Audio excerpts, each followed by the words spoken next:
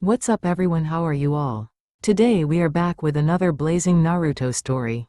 What if Naruto was bitten by a vampire and sent to an academy where everyone wanted his blood? If you enjoy, then please like, share and do comments. And also check the description to original creator of this beautiful creation.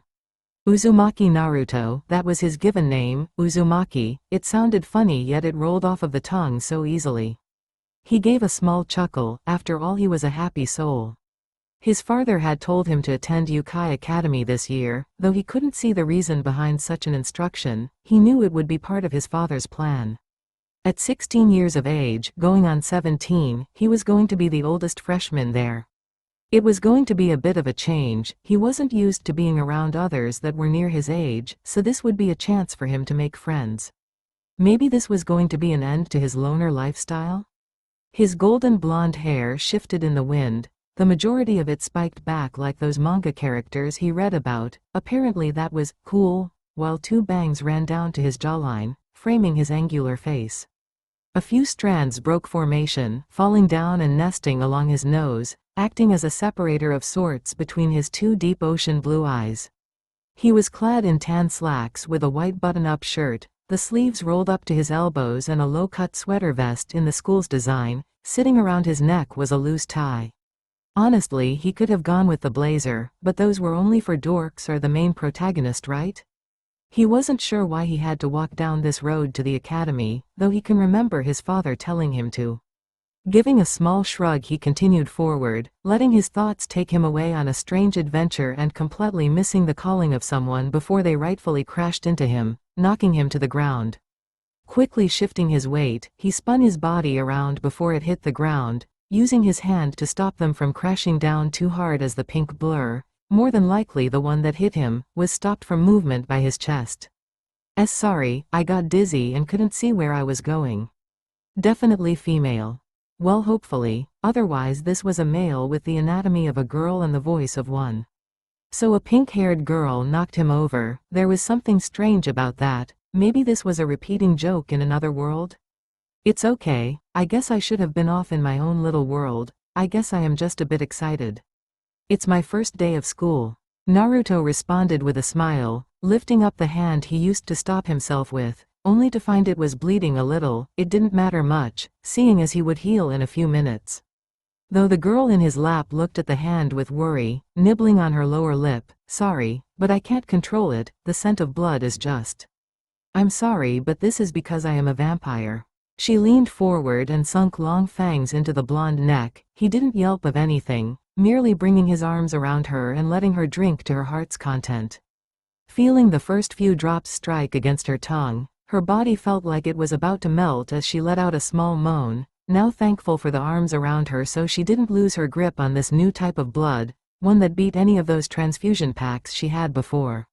Hello? Naruto looked up at the disturbance. Though the creature latched onto his neck didn't seem to hear, though Naruto was pretty sure that she was a vampire. After all, he couldn't recall another Iyashi that needed to drink blood. But there probably was one. Hello, my name is Uzumaki Naruto. Who are you? The boy was average in appearance. Nothing about him really stood out, apart from his bedhead, and he was wearing a blazer. Could he be the protagonist? Naruto wondered. My name is Aono Sukune. Is she okay? He motioned towards the pink-haired girl. The girl in question had tightly wrapped her arms around the boy, like she was trying to squeeze as much blood as possible out of him. She seems to be fine. Don't know her name though, kinda just knocked me over and started sucking my blood. See you at school, Sukune-san? Ah, sure. See you around, Naruto-san. He gave a wave to the man on the ground, though inwardly he was more than a little weirded out. Surely he was joking, right? And she was just sleeping on him after falling asleep, right? Because people don't really drink blood, that is. Strange. Naruto watched as the incredibly average boy, possibly a protagonist, walked away towards the school. His lips forming into a small frown, lifting up his hand, he poked that girl, maybe vampire, in the cheek, her eyes opening slightly as she looked at him. You've been sucking my blood for a while now. We should probably head to school though, okay? Slowly she retracted her fangs and put a little bit of distance between her and the blonde. I'm sorry, but because I am a vampire. You need to feed on blood, I understand. It was an interesting experience, it felt kinda nice too. You can go again if you want, just when we have more time, okay? I just noticed I don't know your name. He offered lamely. The pink-haired girl looked embarrassed at that. I'm Akashia Mocha, I guess I should have told you that before I started to drink from you. Naruto held a hand out for her to take. I'm Uzumaki Naruto.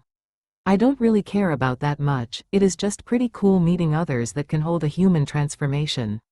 Mocha brushed a few strands of hair behind her ear, looking at the blonde in front of her nervously. So, why you're okay with me being a vampire? Why wouldn't I be? Discriminating against you because of what a few vampires did years ago, that would make me ignorant. Also, can you shake my hand already? I feel strange still holding it out here. Mocha nearly rushed forward and shook it, her face filled with excitement. I hope we can be friends, Naruto-san. Friends, he murmured, seemingly lost in a daze. Taking his response as something negative, she took a step back and shook her head. So you don't want to be my friend either? Tears starting to swell up behind her bright green eyes. Naruto quickly shook his head. I just haven't had a friend in a very long time. I mean, I know a lot of people back from where I am from, but I wouldn't call us friends by any extent. I'll be your friend Mocha-san, but I don't know what that entails, so please forgive me if I make mistakes. The blonde gave a small bow to her, greatly shocking the vampire who didn't know what to make of the proclamation. Nervously she took a step forward, warping her arms around his left one and dragging it into her chest. Just spend time with me, so we don't have to feel alone anymore, Naruto-san. Oh, and let me drink your blood, that was delicious. The blonde nodded his head as he let her drag him towards the gate. I can do that, Mocha-san, but was my blood really that good? The transfusion packs I used to use, they can't even compare. It felt like someone was dancing softly on my tongue, sprinkling flavor with each step. Aono Sukune was rightfully freaking out. One could say that he was drawing much unneeded attention to himself. The homeroom teacher, Miss Nekonome, had just informed him of what the school was made for. Now everyone else was fine with this, and at first he just thought it was a place for crazies. After all, he had seen that weird couple before school, so was she actually sucking his blood? He didn't even know anymore. Then this guy next to him started speaking about molesting girls and killing humans. Sukune nearly lost it. How did he get admitted to such a dangerous school? Sorry I'm late. Thankfully that voice managed to stop him from freaking out any further. She sounded so cute. The door slid open, and he had a quick flashback to this morning. It was the girl that was laying on Naruto-san. I got separated from the person I was walking with and then got lost. My name is Akashia Mocha, and I am not sure if Uzumaki Naruto will be here or not. He had to talk to the headmaster after the entrance ceremony. She announced, finding it strange that the headmaster addressed Naruto-san by his first name and with no honorific. Though there could be many reasons for that. Okay, Miss Akashia, you may take a seat, plus I was already informed that Mr. Uzumaki may be arriving late. How cute is she? I know, man, but who is that Naruto? Do they know each other? I don't care, man. I'll be getting to know her, if you understand what I'm saying. Sukune frowned. Was everyone here just so open about everything? Though he noticed that Mocha, it was good finally being able to put a name to the blood-sucking girl, stopped next to him, looking over him for a few seconds. Have we met before? Because you smell familiar. I spoke to Naruto-san this morning while you were. You know? Oh, okay, well it is good to see you. My name is Akashia Mocha. I do hope to see more of you. She replied a little too happily. Was she trying to seduce him so she could suck his blood as well? Well, I'm Aono Sukune. It is a pleasure to finally see your face, I guess? There was a small grumble as the door slid open. Sorry I'm late. It would appear that the headmaster needed to see me about some things before I needed to come to class, so. Nekonome turned her head towards the door, nearly dropping her folder. Am I? Uzumaki Naruto, a pleasure to see you again, Nekonome-sensei. Naruto looked around the class. Oh, it appears that I wasn't too far behind you, Mocha-san. I could have sworn my talk was much longer than that. I got lost, Naruto-san. This hallways all look the same. How did you make it here so fast? The blonde fished through his bag for a moment, pulling out a piece of paper and holding it up. I got a map at the entrance ceremony.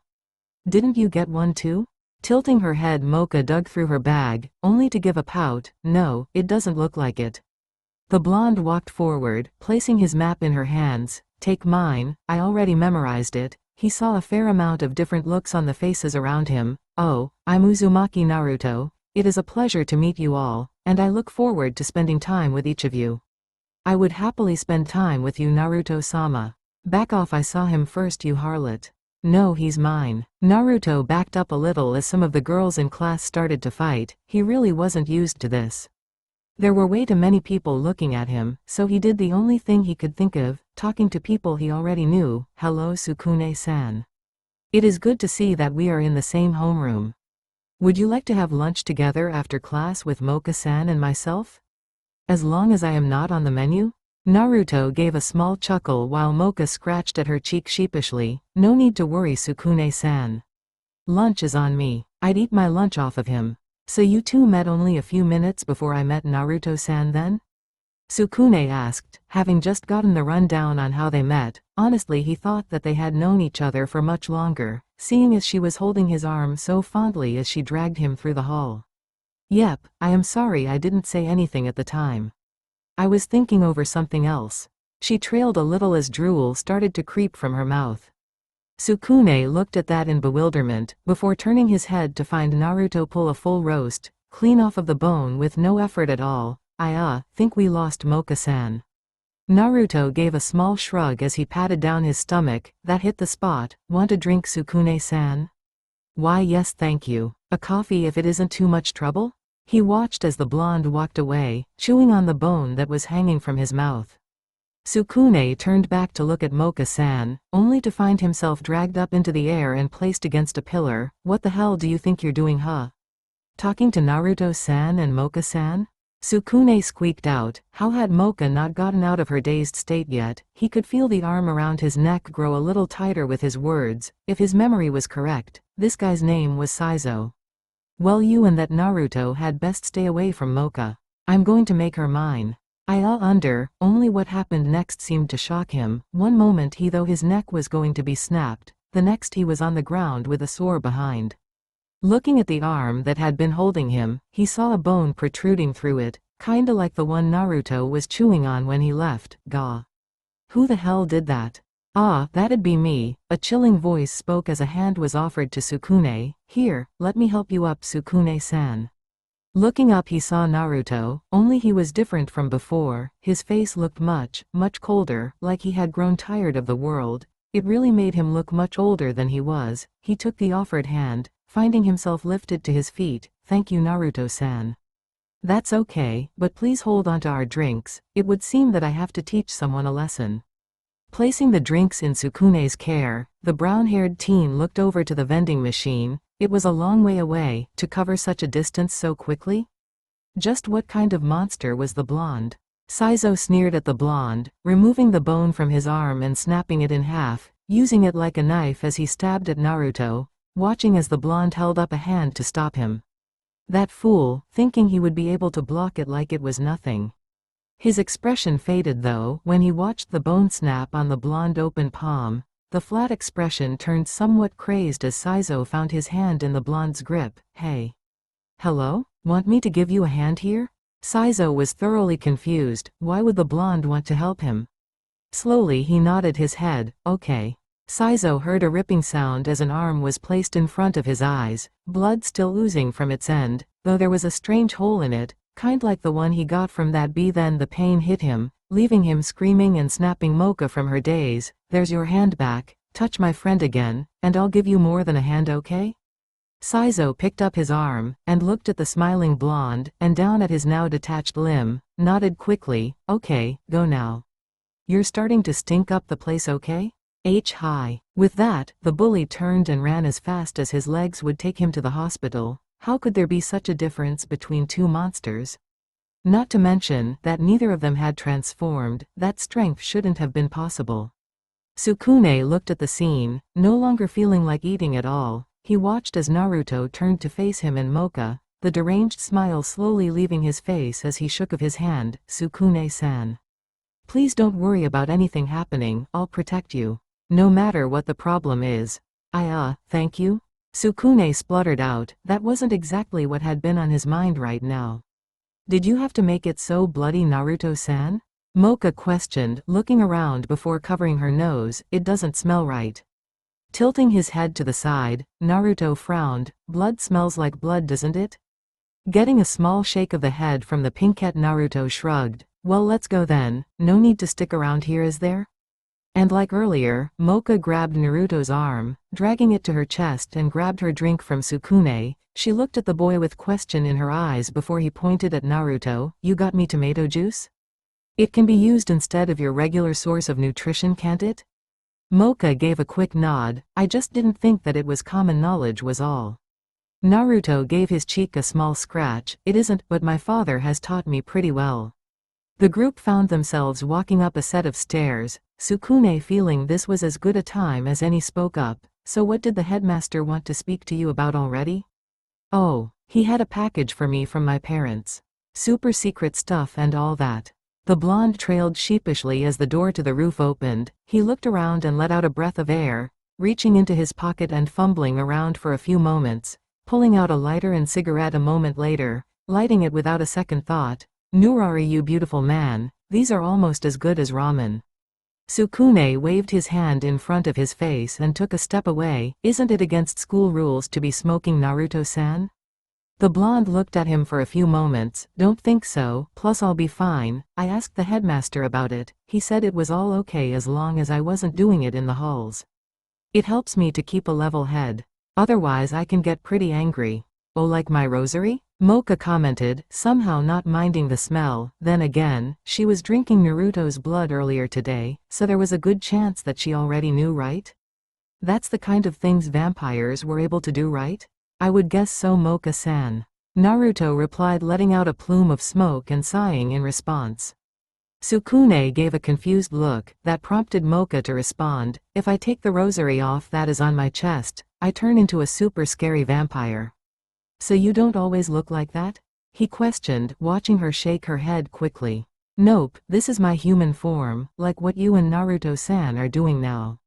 She missed the slight stiffening of the brown-haired teen. Speaking of which, what type of monsters are you guys? You already know I am a vampire.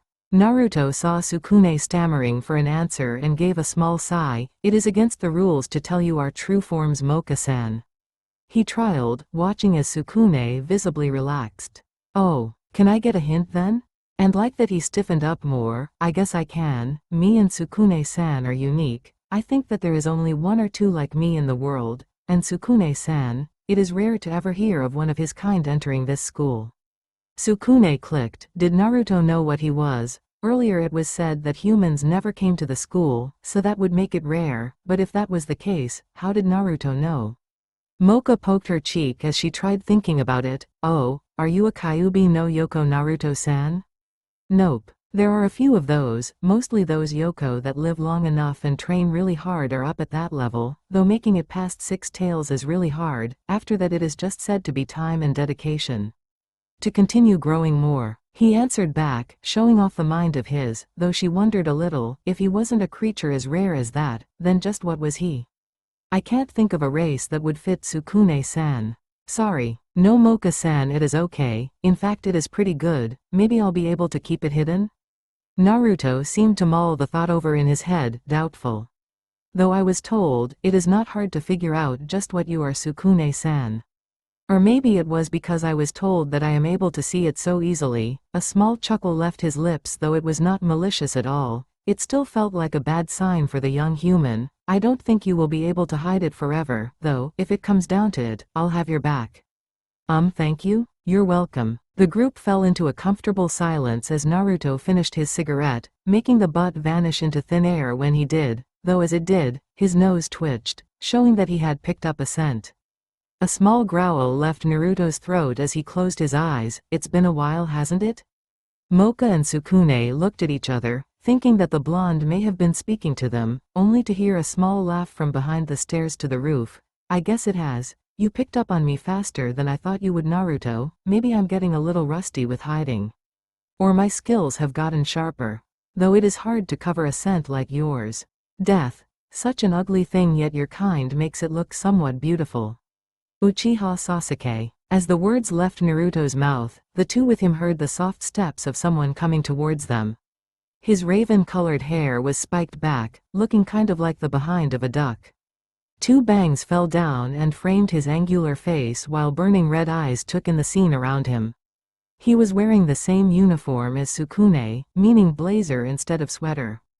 Around his wrist was a thin chain with a pendant in the shape of a pentagram hanging. He had a sense of grace and pride in his steps as he came within striking range of the group. Giving away my name like that pretty much gives them my race, though I can see why you changed yours. Using your original name would spoil any cover you had in the first place. Angel of Deal. Mocha trailed, taking in the boy's form, only to see him give a small shake of his head.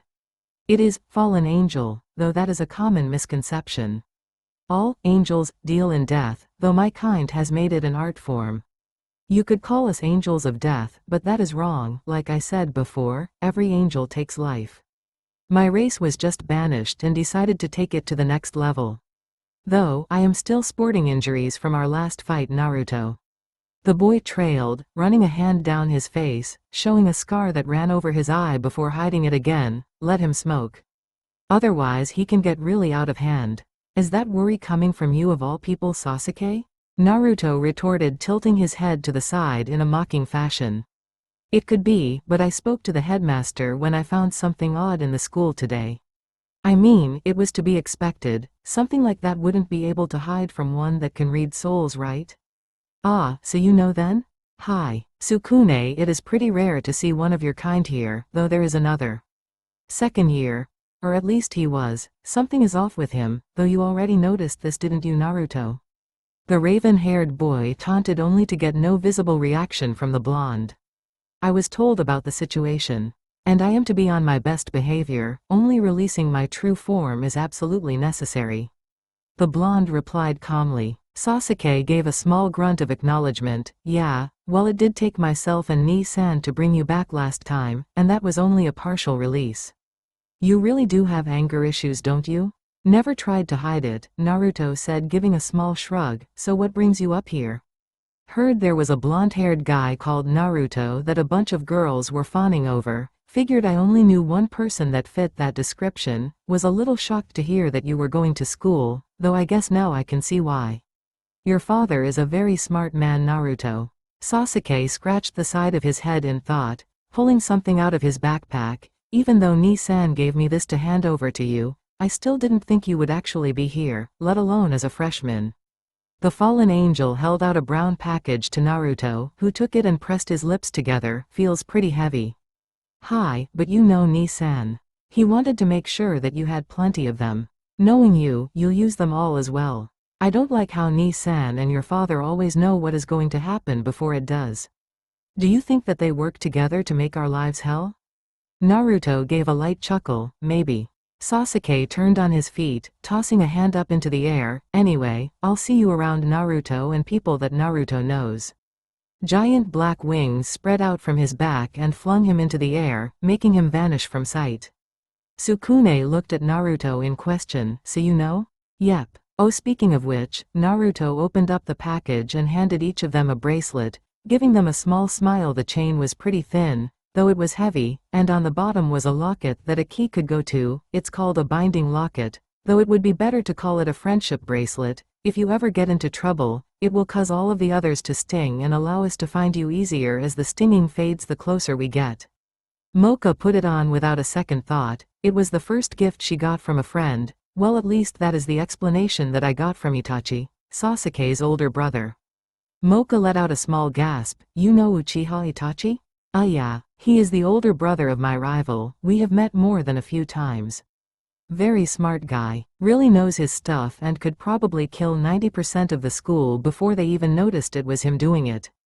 Naruto cracked his neck to the side, and let out a small sinister smile, probably remembering something exciting, Sukune mused. Though it did little to help the dreadful aura that washed over them, coming from the blonde. Are you okay, Naruto-san? I am fine, Sukune-san, just remembering a fight between myself and Itachi. Truly he is something to be feared. The malicious aura vanished, though Sukune didn't think he would be able to just stand there and look at the blonde the same. He didn't know about the different levels of Ayashi yet, but Naruto was scary, that much he knew.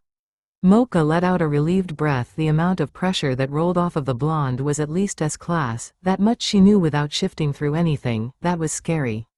It almost felt like father was angry. To be compared to Shuzen Issa is a great honor, thank you Mocha-san. I don't know if I am quite at that level, though I would not be against testing my strength against him. Naruto lifted up his fist, clenching it tight and unleashing a small burst of demonic energy that cracked the roof around them. It would definitely be fun. You know what family I am from? She questioned softly, feeling more than a little bad right now. She didn't even know what race he was, yet he already knew who her family was, despite the different names. Hi, Akashiya Mocha, second youngest of the Shuzen 4, lived alongside humans, reason unknown. Only the oldest sibling carries the surname Shuzen. Seeing the questioning look he got from Mocha, Naruto gave a sheepish chuckle. I studied up on all the major families as they could prove to be a threat should one be in the same year as myself. Oh, so why did you change your name? Sasuke-san said that you changed your name earlier because it would give away what you were, is that true? She questioned hesitantly. Hi, my father is incredibly well known. So I use my mother's name. Well, my mother is well known as well, but no one knows her name, just what she is. So I get some safety from that. Because if I used my father's name, I might get to have assassins after me, and while that would be pretty fun, I think it would get boring rather quickly. Mocha was racking her brain for an answer. She was by no means stupid, but this just seemed to be out of her reach. She couldn't even come close to figuring out just who the blonde was. Frowning, she moved towards him, looking at his facial features closely. Normally you could find something that would tell them apart from a human, but no, his transformation was perfect. If she hadn't felt his demonic energy just before, she might actually think he was one. Naruto saw this as something else, and pulled down the collar of his top. You hungry? All of her thoughts on the matter vanished. She looked at him with questioning eyes. Are you sure? I mean, I took a fair amount earlier. I heal quickly. Plus it is how you get the most of your nutrition. While tomato juice can be used to starve off your cravings for a little while, without proper blood, you will eventually attack someone to try to get rid of your cravings. I have no issue with you drinking from me, plus you seem to like it. That mean no one gets hurt. As long as you ask first, or I offer, that is. After all, I might be offended if you don't. It kinda gives off the impression that you think I might just be food. Sukune shook his head a little. Didn't he pretty much just say he was okay with being her main source of nutrition? Meaning he was okay with being food? Only to go and say that he might feel insulted if she saw him as only food. Mocha though seemed to nod in understanding. So can I have some? Well, I did offer. Naruto then pulled his top down a little more as she leaned forward and sunk her teeth into his neck, hearing the small moan that came from her mouth as the blood landed on her tongue. I still don't understand how it tastes so good. The blonde trailed, not even feeling the drain on his body. Sukune watched the scene for a little while before deciding that it was a little too disturbing for him. I think I am going to check out the dorms. See you later, Sukune-san, Naruto offered with a wave. Though the brown-haired teen turned on his feet, walking away from them without giving anything more. Naruto pulled the note down that was attached to his door. Sukune had all but said that he was leaving. Clenching his fist tightly, the normally easygoing blonde frowned. The headmaster wouldn't be happy about this. So you know what you have to do then, Naruto? The voice from across the hall questioned. Turning around, Naruto saw Sasuke leaning against his door. I saw him put it up not too long ago. You should be able to catch him easy enough. Or you could have just stopped him the moment you saw. Not my job. I certainly don't want to help you any more than what is needed. Naruto opened his door, throwing his bag inside and locking his door again. Well, at least you're still an ass. If too many things change, I don't think I would be able to handle it around here. He was forced to lean to the side and flick his arm out to grab something that was tossed at him. And this is? Ni-san had them made for you. Seeing how much you like using your hands, it shouldn't be too much of a difference to your normal fighting style. Well, are you going to put them on? The young Uchiha asked as the blonde seemed to just be staring at them. Naruto stretched it out, showing it to be a plated pair of gloves. Slipping them on, he watched as the plate seemed to spread into a thin veil before turning black and covering the glove. Sometimes Itachi's forethought scares me. So are these the same as those combat gloves I saw a few of your clan using when I was last there? From what I can gather, pretty much, though they seem to be fueled on your emotion instead of your demonic power. That should be more useful to you, seeing as you wear that stupid limiter. Sasuke waved a hand off to the side. Anyway, I have some reading to do. Try not to come back covered in blood, it is distracting. Naruto clenched his fists tight, a dark smile spreading across his face. I am going to enjoy this. You might want to hurry, the stinging is getting to become annoying. Naruto looked at the raven-haired teen in question at that, watching as he raised a hand showing the same bracelet that he gave Mocha and Sukune. It was also the same as the one around his own wrist. As your rival, I need to know if you are ever in trouble. It would mean that there is someone that I would have to look out for. Sasuke watched as his blonde-haired friend turned around and walked away, long black claws extending from his fingers because of the glove, dragging along the ground and cutting up the dorm floors. Shaking his head lightly, he watched groups of teens jump out of the way to avoid the incredibly happy blonde. It seems like the smiling devil is back. Was it really wise to give him such a tool, Ni-san? Naruto was enjoying the feeling in his body as he walked down the path towards the exit of the school. It all seemed to come to a stop though as he saw Mocha standing there. An expression of shock and hurt on her face. She noticed Naruto walking towards her, large claws trailing behind him as he moved. You knew, didn't you? The claws slowly started to fade away back into gloves. That's why you were being so secretive about it. How could you lie to me about this? Though we were friends. It is the duty of a friend to protect. I do not know if Sukune-san sees me as his friend, though I would like to think that I see him as one. Therefore, it was important to keep his secret lest he become hurt from the fallout. Naruto spoke calmly, no smile, no emotion, like he was just a puppet being dangled on strings. He is a human. I hate humans, they are vicious creatures that don't care about anything other than themselves. Did you know I went to a human school before this? Everyone there thought I was a freak and ignored me. I felt like I didn't even matter. I hate them. The anger rolling off of her was not something that could be looked over. Her eyes narrowed as Naruto continued to walk forward, stopping right next to her. His voice barely above a whisper, there is good and bad in everyone, Mocha-san. It is just which side is most often shown that we tend to link towards their personality. If you were to judge an entire race on the actions of a few, then why should it matter if they did the same? Vampires are thought to be evil, blood-sucking creatures. He saw her face fall a little with every word that came from his mouth, as if a knife was being twisted a little further each time. If I was to use the same method you just used, in your hatred towards humans, then I would have to say that I hate vampires. Mocha couldn't believe what he had just said. Her fists curled up and she turned to move, only to feel his hand grab onto hers, stopping her in her tracks. Let go of me. She growled. Let me finish. Despite the raging emotions from Mocha, he was still as calm as when he first started speaking. I said if I was to use the same method. I do not. I believe everyone should be given a chance. Good can come in many forms, Mocha-san, but if you push everyone away because some of their kind was bad, you will never find it. He let out a small breath. I believe that at some point in time, humans and Ayashi will be able to live next to one another, without any fear of what will happen. That is the goal of this academy, but with your attitude, you have already failed. I would still like to think of us as friends, Mocha-san, along with Sukune-san, thus I am going to stop him from making a mistake. I hope you can understand and not look down on me for this. He let go of her wrist and started to walk into the dark forest. I do care about you both, Mocha-san, and I promise I won't let you be alone again if you will let me, but allow me to stop Sukune-san.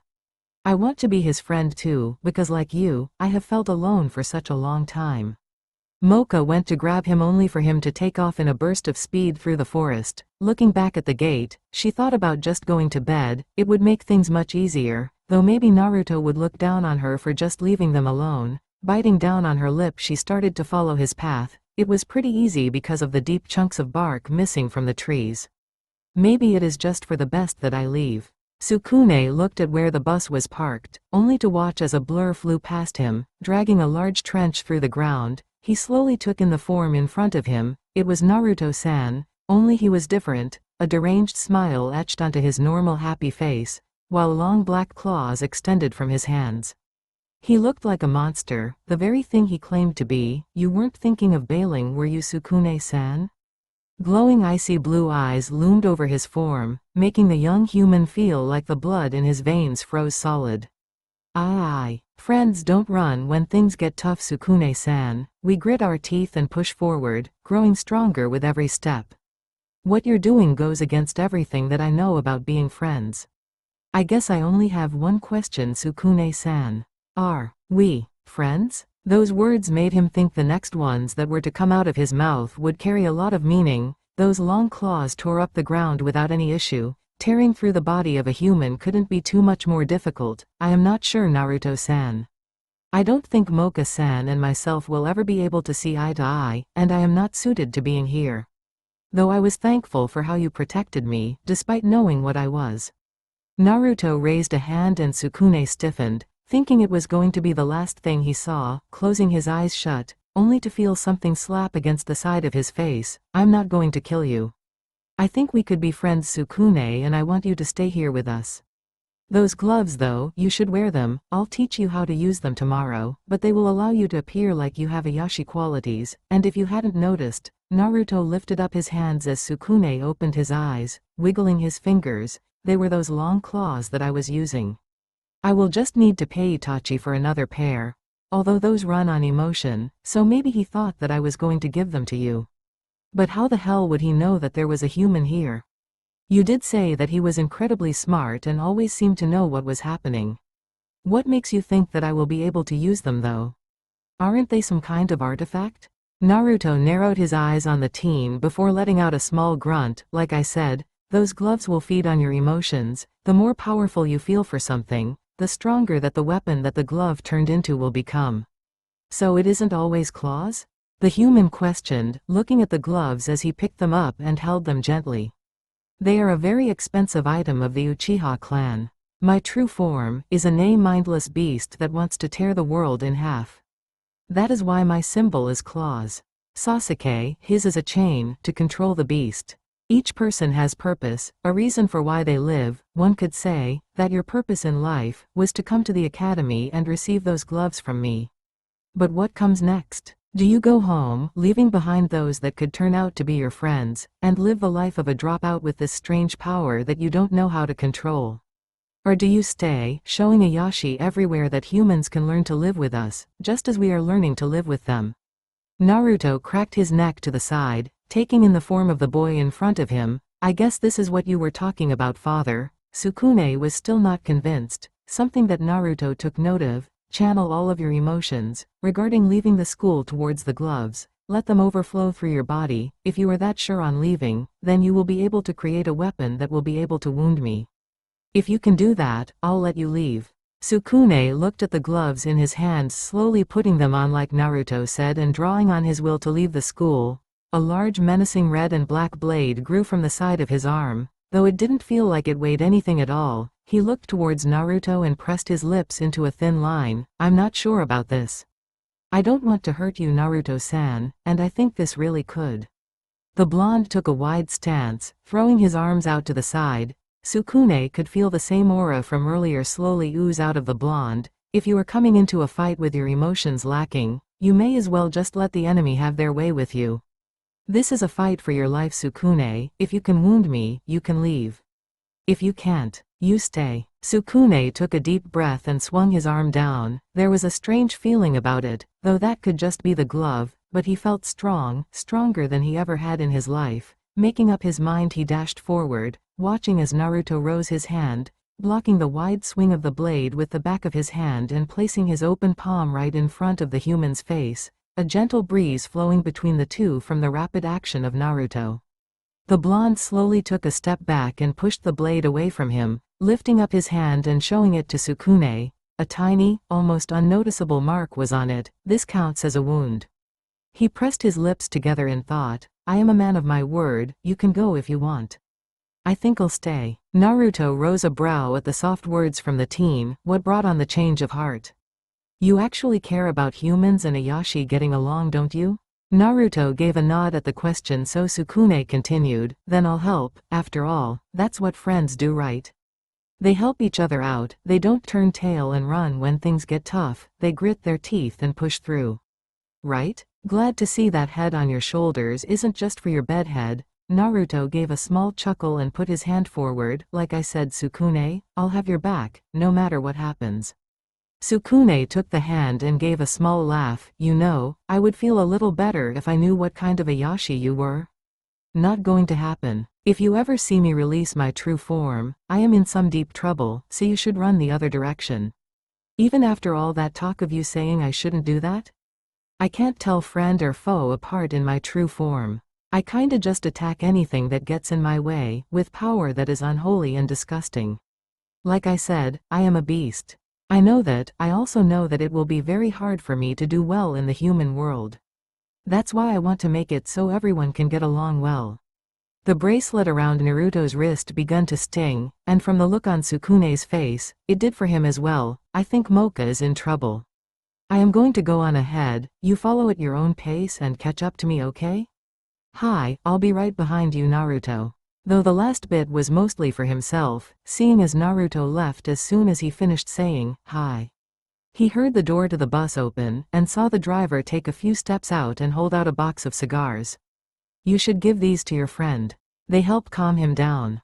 Tilting his head to the side, Sukune looked at the man with confusion. You know Naruto? I am the one that introduced his parents to each other. Though he seems odd, Naruto is a good kid. I fully believe that he will be able to come through with his word. After all, he hasn't failed to do so yet. The human took the box and looked at it for a little bit. I wouldn't try one of those if I were you. It will rot you from the inside out. Very, very strong stuff. Ah, got it. So, you know what kind of a Yashi Naruto is then, right? Yes. But I'm not allowed to say. His dad told me not to, not until he revealed his true form anyway. So Naruto's dad has pull, even here? Oh, you have no idea, boy. Mocha was rightful scared right now. Saizo, that scary guy from earlier in the day with that strange hairstyle, had ambushed her in the forest when she started to follow after Naruto's trail. She had been able to dodge a fair amount of his hits, though his last one came a little close, tearing off the front of her clothing, not something she was too happy with. Though now he stood above her, in his true form, looking down on her with lecherous eyes. Oh, I am going to enjoy making you mine, Akashiya Mocha. Just think of all the fun we will have together.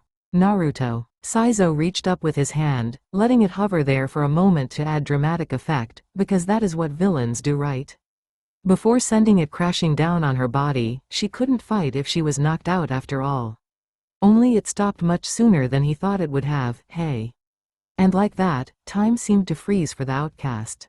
His eyes going wide as he tried to take a step back. Why you? Yeah, so, you need a hand? And no, I'm good, thank you. Naruto tilted his head to the side, his mouth opening a little as he gave a deranged look. I can see, you healed up pretty quickly, though I thought you would have learned your lesson. Want me to teach you again? Naruto, you came back for me? Course I did, Mocha. I couldn't just leave you here now, could I? Who knows what kind of creeps you could run into in a forest in the middle of the night. Ain't that right, Saizo? Why yeah, that's right. Naruto gave a happy smile, not a crazy one like earlier. It seems you understand. Okay, well you can go now, I guess. Turning around and facing Mocha, he started taking his vest and top off, earning a really confused look from the girl, until her eyes widened upon seeing the chain wrapped tightly around his chest. How hadn't she felt that in the morning? Naruto, why you are stripping? Your clothing is damaged, and your underwear is showing, so I am giving you my shirt so you can cover up. That isn't an issue, is it? Looking down at herself, she almost felt like hitting the blonde for seeing her in such a state. When she looked up though, she saw his eyes looking at her face, never moving. Why, you didn't look right? Nope, if you were doing it by choice, I would th. He didn't get to finish his words as a large fist, that neither of them noticed, came crushing down onto the back of the blonde's head, sending him flying forwards. This was shortly followed by a bright flash of light and an explosion of demonic energy. Saizo covered his eyes to shield them from the dust that flew up into the air. When he brought it back down, a girl that vaguely resembled Akashiya Mocha stood there. Her S and behind were bigger, with long silver hair and piercing red eyes. To think you would be the one to remove my rosary. Her eyes going to the prone form of Naruto, who appeared to have been knocked out by that last attack. Well, now that I am here, do you still want me, Saizo? Vampire? Why are you a vampire? Walking forward with a small sway in her hips, Mocha stood in front of the man that towered over her with narrow eyes, because I was born one. To think I was brought out for such a low class of monster. Spinning on her back foot, she sent out a roundhouse kick that connected with the outcast's ribs, sending him crashing through the forest and towards the school entrance. Know your place. Mocha looked around for a few seconds, checking to make sure the threat was now gone, before walking over to the prone blonde, and picking up the shirt from the ground next to him. I know you are awake, Naruto. And yes, I remember who you are. Naruto continued to face down towards the ground, kinda glad that Mocha was speaking in code. You never knew when someone was listening in after all. Just let me know when you're finished changing, because this is quite uncomfortable. Have you grown weaker since we last met? Or are you simply refusing to show your full scale of abilities? Her tone was harsh, though it was something that Naruto was used to. So you would rather me become mindless again? You gave up? No. Then I believe you can do it. After all, not many get praised by my father for their willpower. Naruto heard her walking around and was about to push himself up, only to feel her drop onto his back. What are you doing? He turned his head to the side, watching as she slowly slid her down next to his. Mocha? It has been so long since I tasted you, her tongue slipping from her mouth and tracing her lips, reliving it through the memories of the outer. Mocha, I feel like I am being cheated on. She leaned in close and let out a shaky breath, making sure to press her ass against his back. Well, I haven't gone back on my promise. Whether it is your new outer self or you, the inner Mocha is the only one that has drunk my blood. He could feel her breath on his neck. What are you waiting for, Mocha? A few moments passed and Naruto had to fight back a chuckle. Of course she would never ask if she could. You can drink if you want. Her fangs sunk deep into his skin, thought it seemed much more gentle than the other Mocha. The outer felt rushed, while inner felt soft, like she was taking her time and savoring every drop she took. The moan that she let out, right next to his ear, caused his pants to become tight. Her other actions were not helping in the slightest, as he could feel a steadily growing wet patch on his back from where her hips were grinding. Every so often she would connect it with his chain, making sure to spend a bit of extra time in that area while her legs seemed to tighten around his waist. He felt her body stiffen momentarily before there was a very long moan and his back became incredibly wet from her actions, her fangs slowly receding from his skin as she practically dropped onto his body. I forgot how good you taste. She spoke breathlessly, leaning up slightly to nibble on his ear. You haven't let anyone else touch you like this, correct? After my stay with your family, I then went and lived with the Uchihas for a little bit, before returning home and living with my mother. All of that was training, so no, I haven't let anyone touch me like this. Why? Because you are mine. The tone in her voice was like she was talking about the weather. There was no room for argument, though. She had always been like this. I'll kill anyone that tries to take you from me. Leaning up again, she placed a kiss on the side of his lips, one that neither followed through with. It was more of a statement than anything else. I will not settle for anything less than your ma. Her words were cut off as she found herself on her back, Naruto straddling her waist, his smile gone as he looked down at her with hungry eyes. Her hands were above her head and she felt powerless. If it was anyone else, she would be furious at being in such a position, but there was just something about his blood, something that made her want to be like this with him, so close, so emotional. Naruto leaned down to her neck, her head craning out of the way. Taking in a bit of skin, he sucked hard, knowing it would quickly mark. Once he was done, he moved back to stare down at her. Playing around like this is dangerous, Mocha. It makes it interesting, she purred, trying to lean up a little, her lips barely parting enough to show her teeth. She was beyond tired, but it had been years since she saw him last, and they were nowhere near this intimate back then. She felt like she could explode with every touch. She licked her lips trying to taste more as she fought against his grip. Why are you teasing me like this? Though it seemed like she couldn't take it any longer. You could fall asleep at any moment. He leaned in and placed a gentle kiss on her cheek, freezing her in place. I didn't forget about you either, Mocha. But you must be feeling tired after just waking up, right? She felt something slip into her hands, quickly noticing that it was her rosary. We can continue this at another point. I didn't forget my promise. He slowly moved away, only to feel her hand tightly wrap around his own as she pulled herself up and jumped on his back, liking up the bit of blood left over from the wound on his neck as she wrapped her legs around him. I didn't forget it either. You should continue to watch over outer Mocha though. Apart from what she said earlier, today was the best day she has had in years. Also, you should take me back to my dorm so I can get changed. Unless you like seeing me like this? Naruto was about to retort, only to grab onto her legs to hold her in place before doing so. I can't say that it doesn't feel good to see you like that, though you will need your rest. We might get strange looks though. It will merely cement that you are mine. He heard the click of the rosary, meaning she was about to vanish, though he heard it come out, barely above a whisper as her arms wrapped around his neck and her head rested atop them. Good night, Naruto. Yeah, good night, Mocha. He stood there for a few moments, feeling her shapely rear reduce in size, along with her impressive bust which was pushed up against his back, her hair slowly changing back to pink as her fangs reduced in size. She was turning back into the outer Mocha. Changing back from using the coded speak that he used with Mocha to Japanese, he called out, "I know you're there, Sukune." The soft rustle of moving branches showed that the boy was moving towards them. I thought I would give you two some space. So, that silver-haired one is Mocha's true form. Yep, so that is the scary vampire. His voice laced with sarcasm. She would kick your ass if she heard you say that. But yeah, that is Mocha's vampire side. Naruto replied, shifting the girl on his back a little and making it easier for him to carry her. Sukune gave a small hum in thought. You know, I actually thought Mocha was quite pretty. I was going to give it a shot, though after seeing how her true form acted with you, I don't know if I would stand a chance. What language were you speaking anyway? It isn't one. It is code, like how people send coded messages. We learned to speak like that. Do you know how difficult it is to pick up on what someone is saying while breaking their code and translating all of their words into a language that you understand, then doing the same thing back to them? I can imagine that it would be very difficult. Do you two know each other? Sukune scratched his head a little, doing everything he could not to lean over and take a look at the panties that were taunting him from under Naruto's top. Naruto gave a smile at the question. Yeah, I met her true form, probably about 8 years ago. I lived with her for a little bit, thought I must have left just before she got sealed.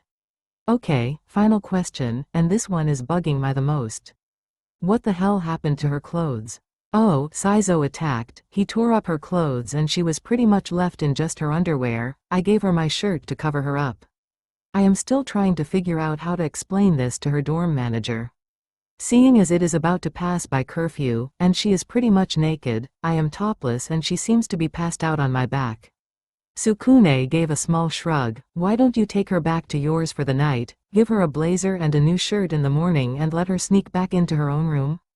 'Cause I would freak out if I woke up in someone else's room and didn't know how I got there. Maybe I'll just break in from the window. Shit, I don't know which room is hers. Did you just swear, Naruto? Sukune actually looking more than a little shocked at that. The blonde gave a small chuckle. I guess. Damn it, Mocha, I had tried so hard to stay on the straight and narrow. You coming back for a day seems to have thrown that plan out the window. A smile stretched across Naruto's face as Sukune stood across from him, covered in sweat with his large blade present. The clearing around them was incredibly cut up, looking like someone was just hacking away at the ground and trees for dear life.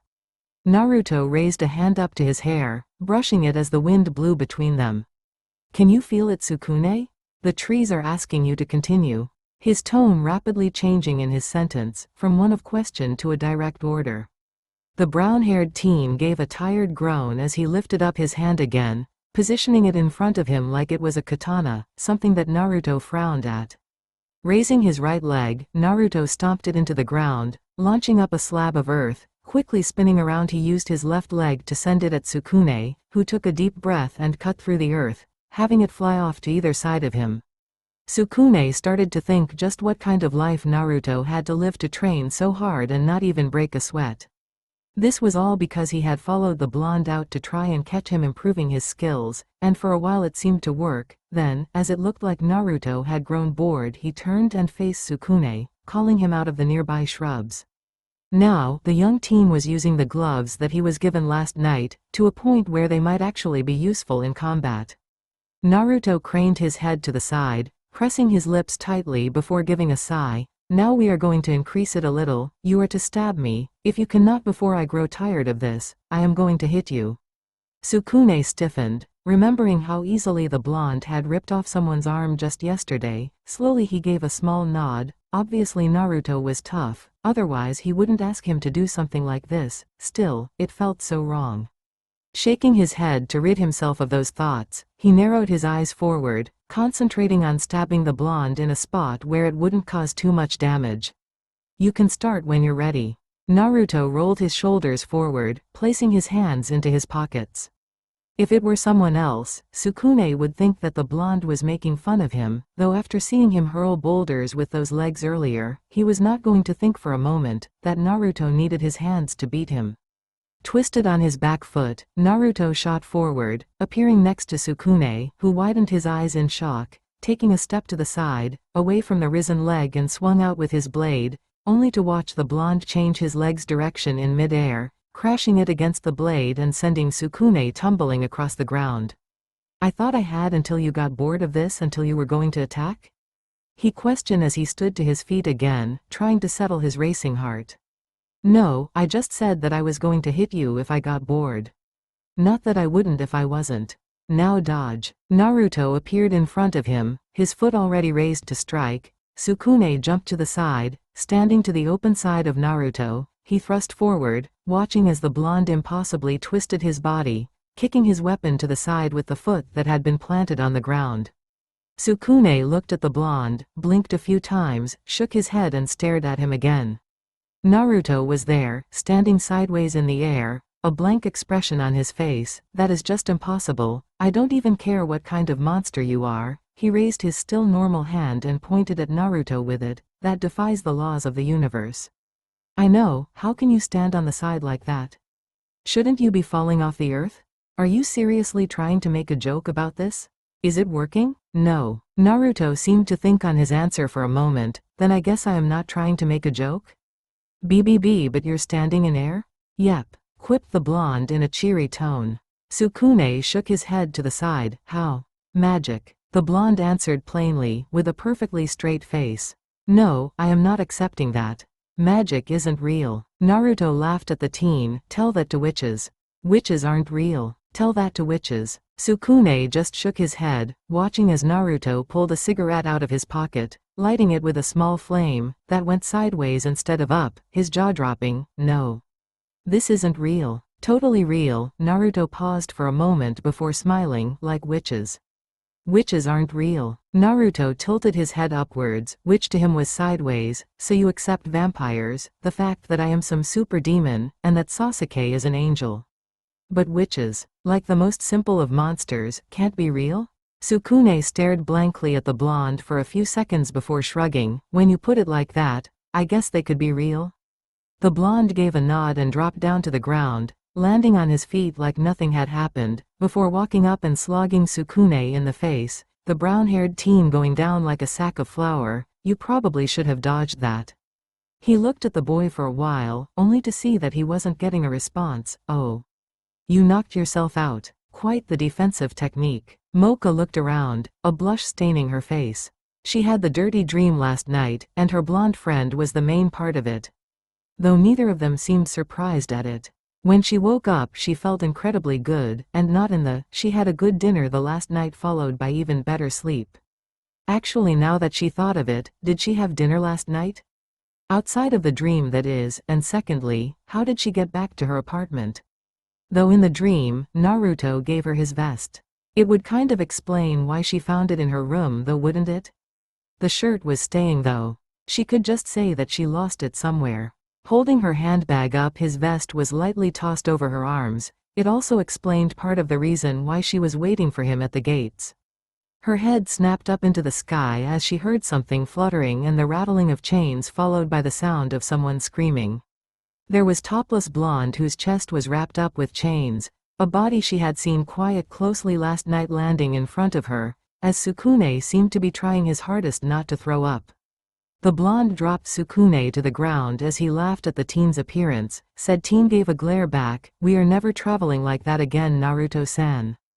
Though the blonde gave a chuckle and picked Sukune off of the ground, placing him up on his feet. Then don't pass out again while we're training. Stretching his body out, Naruto felt some of his joints crack back into place from his quick stop. Reaching into his back pocket, he pulled out his shirt, quickly throwing it over his shoulder and doing up the buttons, much to the protest of some fans that had gathered when he landed. He was standing in front of the school gate, so technically he wasn't on school ground yet. So pulling out a silver case from his pocket, he opened it up, showing a long line of his cigarettes inside. Taking on into his mouth, he quickly flicked his fingers in front of it, sparking a flame before inhaling a large amount of smoke. Naruto-san? Mocha questioned nervously as she shifted on her feet, the blonde turning around to face her with a large smile. Hey Mocha, what's up? The pinkette looked down at the vest in her hands before looking back up at him. I found this in my room this morning and it smells like you do. I guess I am trying to return it. Naruto looked at her for a moment. He had remembered leaving her in his clothes when he left. Though he smiled and took it from her. Thanks for returning it to me, Mocha. Felt kinda strange without it. Without a second though, he put it on over his head and gave her a thumbs up. Oh, are you hungry? He offered his neck only to see her stiffen and shake her head quickly. And no, I think I'm good for the moment. She got out quickly. The blonde found it strange but merely shrugged it off while Sukune seemed to adjust himself to his surroundings and find that they were at the school, even though that was much faster than walking. We are still never doing that again, Naruto-san. My legs feel like jelly. That wasn't meant to happen. Naruto ran a hand through his hair before blowing out a plume of smoke. You didn't even do any of the running? Oh no, I was trying to run. I was trying to run as fast as I could, hoping that it would somehow allow me to break free and fall to the ground. You wanted to fall? Why didn't you just ask me to drop you then? Naruto questioned, somewhat mystified by the young teen. I did. Sukune roared, only to watch the blonde back up a little in shock. You told me that we were going to be late if you did that though. The bell rang just after Sukune finished speaking, causing Naruto to point towards the school. How right was I? You wanted to walk. Now hurry up and get to class. I'll be up on the roof afterwards if you guys need me. I have some people to talk to. The blonde gave a smile to the duo as he started to walk into the school grounds, heading straight towards the building before scaling the wall as he continued to walk. This left both Mocha and Sukune more confused than when the day started. Do we really still have no leads on what kind of Ayakashihei is? The pinkette questioned quietly. Sukune, though, back to the previous night. I only know people who know what he is, that being that Sasuke guy and the bus driver. Also that he can defy the laws of gravity. Earlier this morning he was standing sideways in the air. Mocha, though, laughed at that. Don't be silly, Sukune, that's impossible. The brown-haired male nervously chuckled. Yeah, that's what I thought too. They seemed to fall into a lull in their conversation. That was until a strange-looking silver-haired male wearing a mask that covered the bottom half of his face appeared. He was dressed in what looked like a very expensive suit. Though his gravity-defying hair was the most defining feature, or maybe it was the eye patch, they weren't really sure. He fished around in his pocket and pulled out a photo. Their eyes went wide as they saw it. It was of Naruto, though he looked a little different. His eyes were sharper and slitted while his fangs were longer and more pronounced, though it was the hair that got them. Small streaks of red were running through it. The silver-haired man walked up to them and held up the picture. I am looking for this man. Have you two seen him? They could easily say no, they hadn't even seen Naruto look like that. Though the rosario around her neck heated up, she didn't understand what it was doing. I'm not sure, sir. She answered. Something about the situation felt off, really off. The man narrowed his eyes on her before sniffing at the air. So, I am going to ask you again, considering I can smell him all over you, little girl. That comment caused Mocha to stiffen as her face turned red. I'm not sure I should be talking to you about him, sir, she tried to reason. Mocha wasn't sure, but it almost seemed like he smiled at that. It is nice to see that he has people that would try to defend him. Though Naruto's mother told me to check up on him, it is really best that I do this, otherwise she could become irritated, and just believe me on this one. None of you want that. That was something that they could kind of agree on, plus he knew Naruto's mother. If he was telling the truth, she was about to respond only for Sasuke to stop next to them. Kakashi. He's up on the roof. The now-known Kakashi gave Sasuke a my smile, if such a thing were even possible. Thank you, Sasuke. Also, your father wanted you to call. The young Uchiha rose a brow before huffing and turning away. I am not speaking to him at the moment. Kakashi ran a hand through his hair before sighing. Your mother thought that was the case. She asked if you could, for her sake. She wants to speak to you herself. Fine. I'll do it for Ka-san. Sasuke growled out before walking away towards the school grounds. He was already late enough as it was. Shouldn't you two be in class? Kakashi mused to the two students still standing there. Both looked at one another before nodding and running into the school. Once all the students had entered the building, Kakashi looked up to the roof and let out a tired sigh, bending his knees and giving a massive jump, sending him up to the roof with his feet making a soft tapping sound as he landed. Looking around the roof, he saw the man he was looking for with a wide smile on his face. I take it you heard all of that? Of course I did, the blonde spoke before letting out a large cloud of smoke. I picked this area for that very reason. He reached into his pocket and held out an envelope. This is for Ka-chan. It's what she is looking for. Have I simply become an errand boy for you and Sasuke? He spoke tiredly as he leaned against the metal fence of the rooftop. Naruto rose a brow but didn't make any more effort to move. I'm pretty sure you're the one that signed up for it, Kakashi, though you could always ask Ka-chan about the situation if you want. With his silver hair still defying gravity, he let out a groan, fishing around the inside of his suit to find and pull out an orange book. I think I'll be fine. I thought you already read that bundle of smut? The blonde shrugged though, not really interested in it at all to be honest. The new book is coming out soon, so I just wanted to refresh myself. How soon is soon? Oh, sometime in the next 5 or 6 years. Mocha was confused. Sukune never showed up to class. He had been called away by someone on their way and said that he would catch up, but now he was acting strangely. Standing really close to this blue-haired girl who was saying really weird things about taking over the school with her looks, and that somehow Mocha had gotten in her way with her naturally good looks. Then he started saying really weird things, like how he would never be able to be friends with someone who just used people for food. Mocha had stuttered to try and find something to say to that, only to draw a blank and run away, hiding herself away on the school grounds. Drawing her legs up, she tried to hide the small tears that formed in the corners of her eyes. He's being controlled, you know.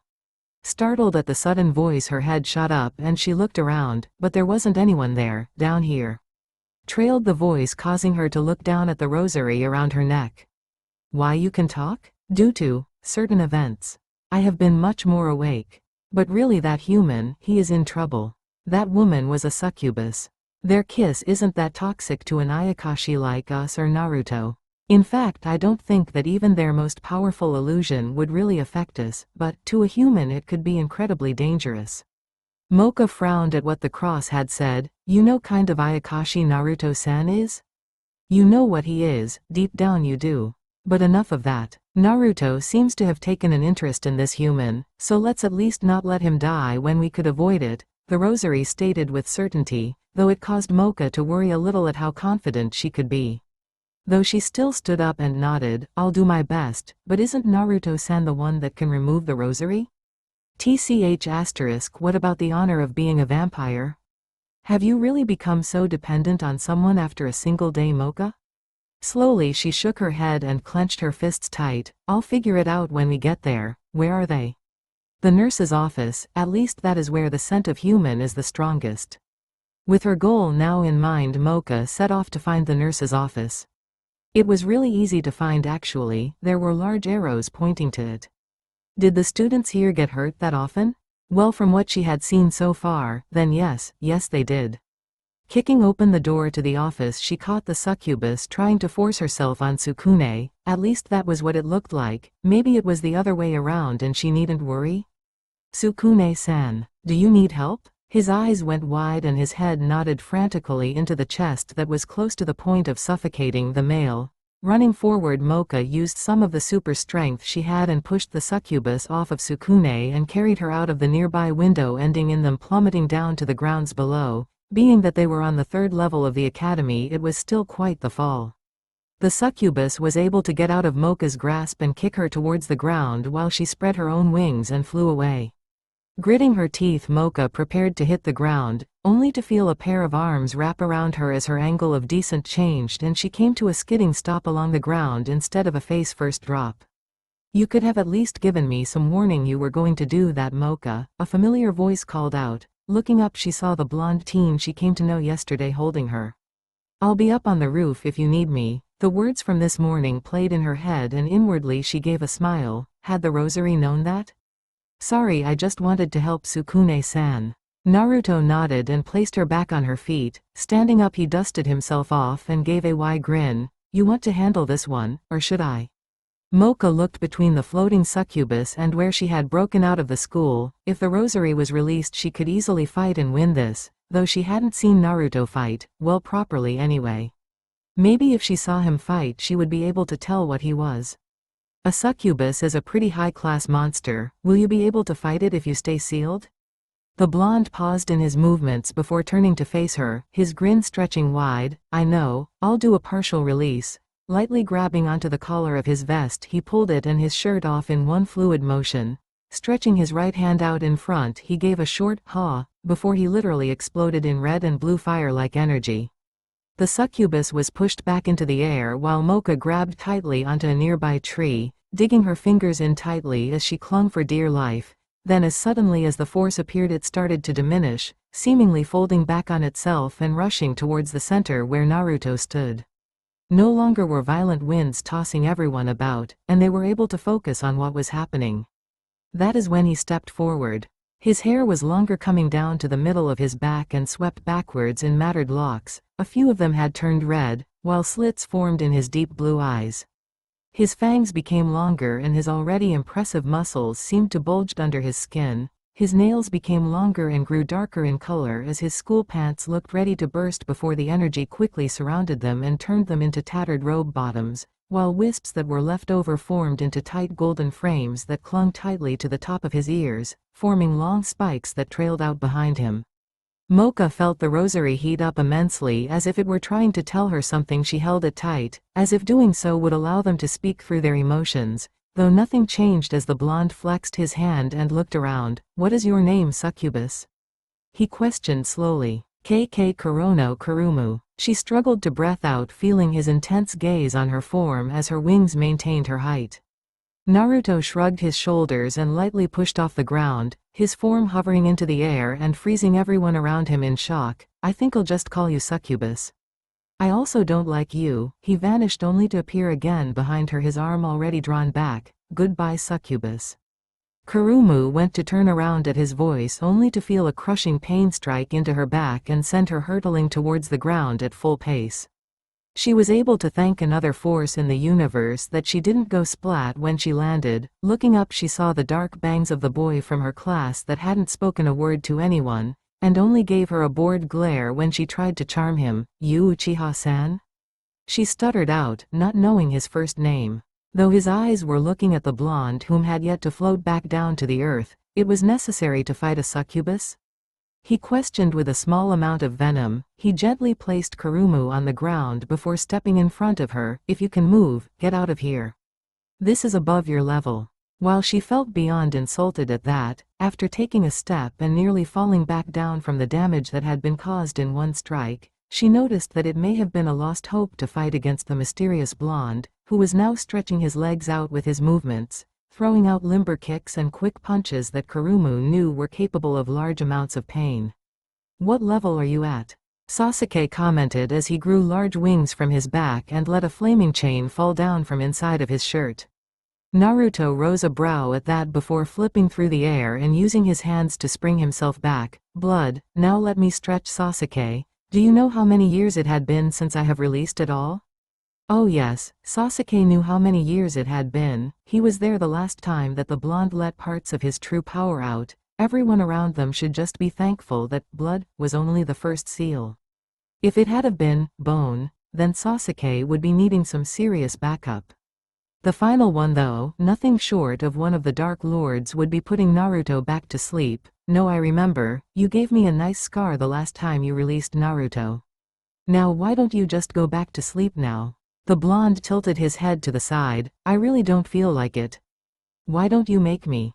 Sasuke started to twirl the chain he had around in circles, preparing it to lash out at the blonde the moment he moved. Come on now Naruto, do you really want to keep scaring people like this?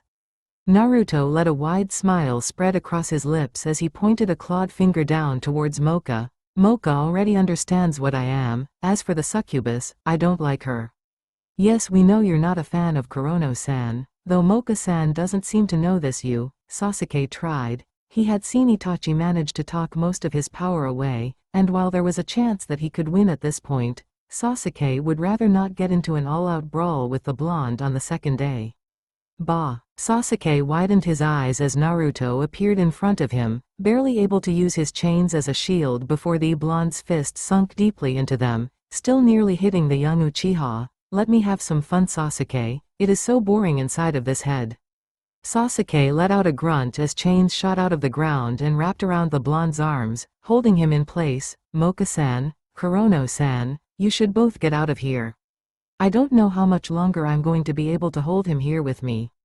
I'm noting leaving Uchiha-san. Naruto-san is my friend. I know he doesn't want to hurt us. He is just a little confused right now. Mocha tried to reason only to hear a loud laugh from inside of her head.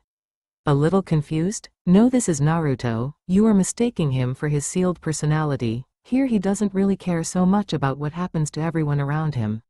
He just wants to fight. Let me out, I'll put that fool back in place. Her inner voice spoke out to her, which caused Mocha to shake her head from side to side. I can't. Naruto is the only one that can remove you, she reasoned. Meanwhile, Kurumu tried to take another step before falling to the ground again. It doesn't look like I am able to move Uchiha-san. Sasuke kissed his teeth, forming a large lance out of his chains while keeping the shield up and trying to hold Naruto in place. I guess that I'll just have to end this quickly then, and because of your shitty nature, you asshole, this is going to hurt me more than it does you. As Sasuke thrust forward to where he figured the blonde to be, he felt a strange impact. It wasn't that of piercing flesh, but rather that like he tried to break through his brother's shield. Sparing a glance around his chains, he saw that the blonde caught it with an open palm. A tongue slipped from Naruto's mouth and trailed along his lips. This really hurts your pride, doesn't it? The Uchiha growled as he tried to pierce the flesh of Naruto. At times like this I understand why your father locked you away. Pushing a large amount of energy into his equipment, he felt sparks fly across his skin and into the chains, though even as the lightning danced onto Naruto and started to sap his strength, the blonde didn't budge. Has he become this strong in our time apart? Sasuke wondered. He knew that Itachi was able to make great leaps when he went off on those excursions of his. But was Naruto really the same as his brother in that respect? Sasuke, I'm tired of playing with you. There was a sickening crack from behind the shield as Sasuke dispelled it and released the chains on Naruto, jumping away just in time to see the blonde crush his lance with a single hand. The two looked at one another, and the Uchiha was quickly trying to think of something to do. Only Mocha took a step in front of him and stretched her arms out wide. Remove the rosary from me, and I'll fight you, Naruto. Isn't that what you're after anyway? She questioned in a confused manner, merely repeating the words her vampire self, or at least that was the conclusion she came to so far, had told her to. It seemed to work as she gained the attention of the blonde, and he appeared in front of her in an instant, reaching up and running a thumb over the seal. Curling his fingers around it, he gave a light tug and jumped backwards as her energy quickly took over, warping Mocha's shape and color. He tossed the rosary into the air, which she caught and placed in her skirt pocket before stepping out and flicking her long silver hair. Her blood-red eyes locked on to the blue ones of Naruto. How much of your power are you using, Naruto? Mocha questioned without tact. The man in question gave a light chuckle. A quarter. You're not scared, are you, Mocha? His answer at first just seemed to be a wry smirk, but it was shortly followed by a sultry voice. Will that be enough to entertain me? To answer her, Naruto vanished, appearing upside down in the air above her, his leg raised high to strike. He quickly brought it down, blowing apart the ground that had been beneath him while Mocha jumped out of the way to keep herself safe. You've grown faster. I hope that doesn't count for everything. Kurumu gave a confused look at the two as Sasuke walked over to her, making sure she was okay and spreading some ointment on her wound. Thanks, Uchiha-san, though is it really okay to let those two fight? Sasuke spared the duo a glance as Mocha destroyed a large row of trees trying to hit Naruto. Yeah, they're fine. They used to do this all the time if what I was told is correct. So they know each other well? Very. Also, we should give them some privacy. Wait, they're not going to, you know? Sasuke rose a brow before shaking his head. No, at least I don't think so. I mean, it wouldn't be surprising if they did, but I don't think that they will. Kurumu let out a sigh. I'm not really sure I want to leave anymore. Fine, Kurono-san, but just so you know, I am an S rank, yet I am not a match for either of those two out there. They're way above the normal ranking, plus I am sure you in your weakened condition will be able to run away from them when they catch you peeping on them. Sasuke growled out, turning his back on the woman. You mean if right? Sasuke rose a hand to his temple. I know what Naruto is, you'll be caught in a second.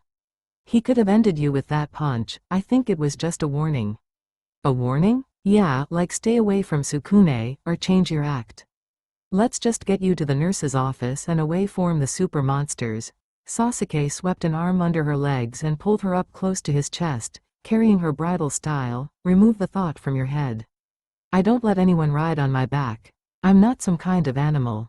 With that, the two flew away, leaving Mocha and Naruto standing across from one another in a now destroyed clearing. The former feeling rather out of breath, waking me up and working me so hard already, such a taskmaster. You know you like it, Naruto remarked, cracking his knuckles before craning his neck to the side and striking out at a bat that flew too close to him. Running a hand through her hair, she flicked it behind her and nibbled on her bottom lip. I never said that I didn't, but come here. I'm feeling a little tired. Unlike some, I cannot keep fighting at this level forever. My inner self doesn't train this body at all. The larger male crossed his arms over his chest and let out a small grunt before walking forward, the chains around his chest rattling with his movements. You've gotten weaker, Mocha. He stopped in front of her. While they were fighting, she never really was able to take in the difference of height, but now, she was only up to his chest. His body had expanded during his transformation. The pink me barely uses her energy at all, letting it shrink over time. While you get to constantly use yours because of the different seals. Of course I'm going to grow weaker. But that doesn't matter, right? She walked forward, now inches from his chest, as she looked up at him, waiting to hear his words. Naruto showed a feral grin as he wrapped an arm around her waist, lifting her up to eye level as her legs tied themselves behind his back to keep her in place. I'll protect you, Mocha, now get your strength back. The Silverite narrowed her eyes on the blonde. Don't tell me what to do, fool, though that didn't stop her from sinking her fangs into his well-presented neck and letting out a small moan as his fiery blood raced down her tongue. Energy was flowing back into her at a rate she didn't think possible from just drinking blood. It was far from the first time she had drunk his blood, but never had she done it while he had been using his powers before. Finding some level of control over herself, Mocha pulled away from the delectable neck and stared at the blue eyes that were watching her fondly. Something about your blood is different. With all the seals in place, my blood is divided. Once the first seal is removed, they slowly start to join. At second release, my blood is still partially divided, making it less effective. Only when I release all 3 stages do I get the full strength behind my blood. Which means until then, you will just have to suffer with this impure concoction, Naruto answered without so much as batting an eyelid. Leaning up, Mocha brushed her soft lips over his cracked ones. Feeling the roughness of even one of his softer parts against her was exhilarating, like tasting a forbidden fruit. I'll manage, for now at least. But I think we both know that I deserve a taste of your true form when you have it under control. Oh? And why do you deserve that? Mocha smiled as she felt his warm breath rush over her lips, sending tingles through her body as she struggled not to claim what was hers while they were speaking. Because I put up with a brash and brutish man like yourself. However, do you manage? The sarcasm was heavy enough to nearly be visible. Believe it or not, my dear Naruto, but I was graced with more than just my good looks and charm. Thankfully, patience and understanding are such things, she whispered back before deciding that they had spoken enough and covered his lips, feeling his arm wrap tighter around her waist and drawing her closer in. She took in his scent as her tongue vigorously explored his mouth, running its slender muscle along his pointed fangs. The taste of stale smoke and raw meat dripping into her senses. At a time it would have put her off, though after spending all those years with him when they were younger, she had grown to like it.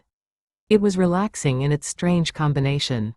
A hint of coffee piqued her interest, now knowing what he had been drinking when he was up on the roof doing God knows what. The blonde's free hand reached up and cupped the side of her face. She could feel the heat flowing out of his hand and pressing against her pale skin.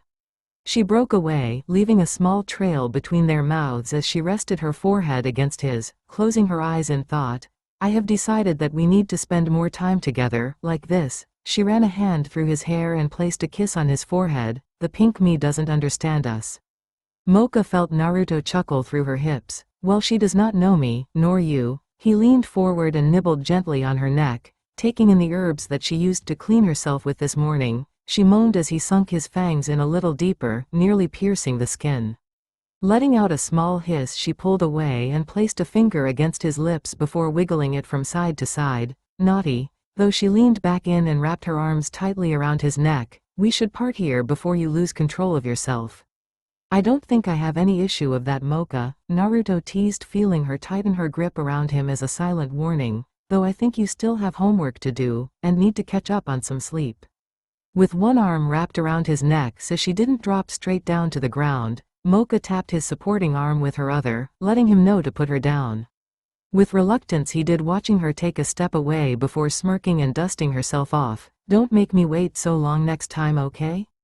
It was a smile, not the wry one that she normally held, but a true one. With a swift movement she pulled the rosary from her skirt pocket and clipped it back onto the chain, letting the other Mocha take over. Naruto took a step forward and caught her so that she wouldn't dirty herself from falling the ground. Smiling down at the rosary, I'm the one that's still waiting, Mocha. Letting out a small sigh, he picked her up bridal style and turned on his feet, heading towards the nurse's office.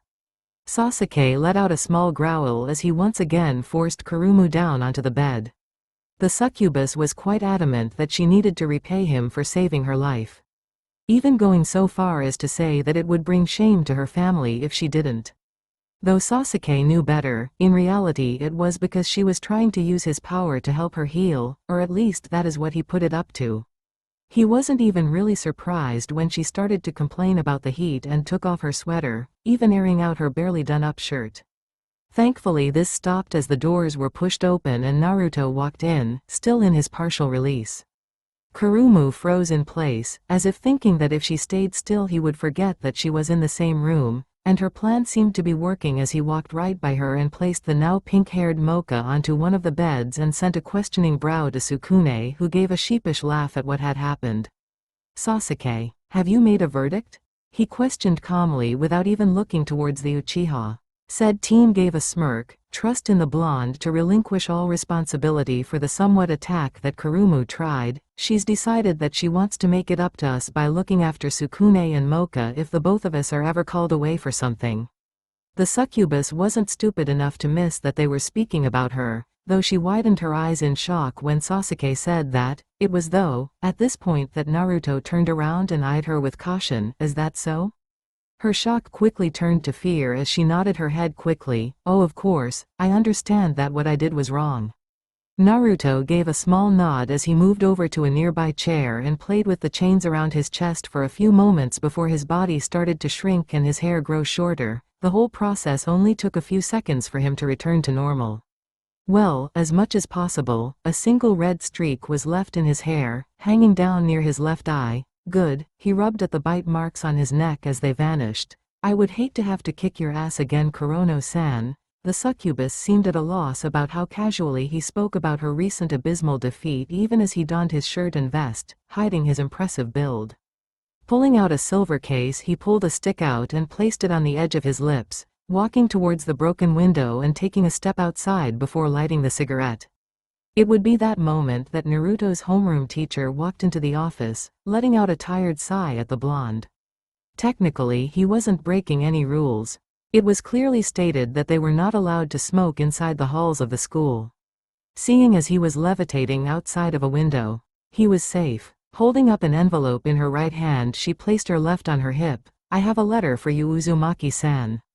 Flipping it around, she showed him an ink sealing that he hadn't seen in quite some time. One that even caused Sasuke's eyes to shoot out wide in shock. Well, it seems you boys have an idea of what is already inside. Should I just leave it on the table here? Naruto closed his eyes in thought. Sasuke, please fetch the letter from Nekonomiya-sensei. If it were anything else, the younger Uchiha would have spoken back against being bossed around by the blonde. But even he knew this was a big deal. He hesitantly reached out for the letter which Nekonomiya now seemed scared to be holding. If only she knew, and promptly took it over to Naruto, who eyed it cautiously for a few moments before ripping open the seal and scanning its contents with his eyes. His brows twitching as his lips pressed into a thin line the further down he read. Finishing, he held it up in the air and burnt the parchment with a click of his fingers. It appears that I need to leave the school for a few days. Uzumaki-san, you can't just up and say that you need to leave for a few days. There are rules and No sensei, you can chew me out when I get back. But I will be leaving school in a few hours. This isn't exactly a discussion. I am merely telling you so that you can prepare to mark me as absent for a time. Taking a long drag of his cigarette, Naruto exhaled it in a drawn-out sigh. This is going to be beyond troublesome. Sasuke picked up the cue and frowned. Just make sure you don't get your head stuck up in the clouds, Naruto, or I'll have to beat some sense into you when you get back.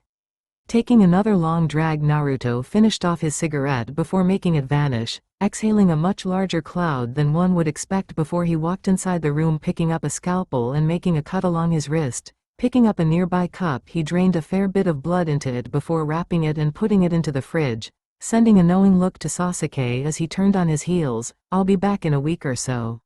With that, the blonde jumped out of the window and vanished towards the portal that left the school grounds. Sasuke crossed his arms over his chest and let out a sigh. It seems like there is no rest for you, is there, Naruto? Though his statement caused a confused look from the others that were still conscious, namely all sans Mocha. Why does Naruto-san have to leave? Sukune asked in confusion. The raven-haired teen pressed his lips together in thought. His job calls. Ayakashi, like myself and Naruto, have been working for years already. Coming to this school is just a luxury where we can pretend to have a normal life for a few years. Though the sad truth is, we have pretty much already had our lives planned for us. His words kind of drilled into those around him. If he were more attentive, he may have noticed the frown that crossed Mocha's lips as he spoke. It is best if we aren't questioned about it. Kurumu, though, managed to link some things together. You have the same job as Uzumaki-san, don't you, Sasuke-kun? She didn't get an answer, which was all she needed. Her face fell and she looked down at her hands in her lap that fumbled around. Don't worry, Sasuke-kun. When we get married, you can stay at home in the valley while I work for us.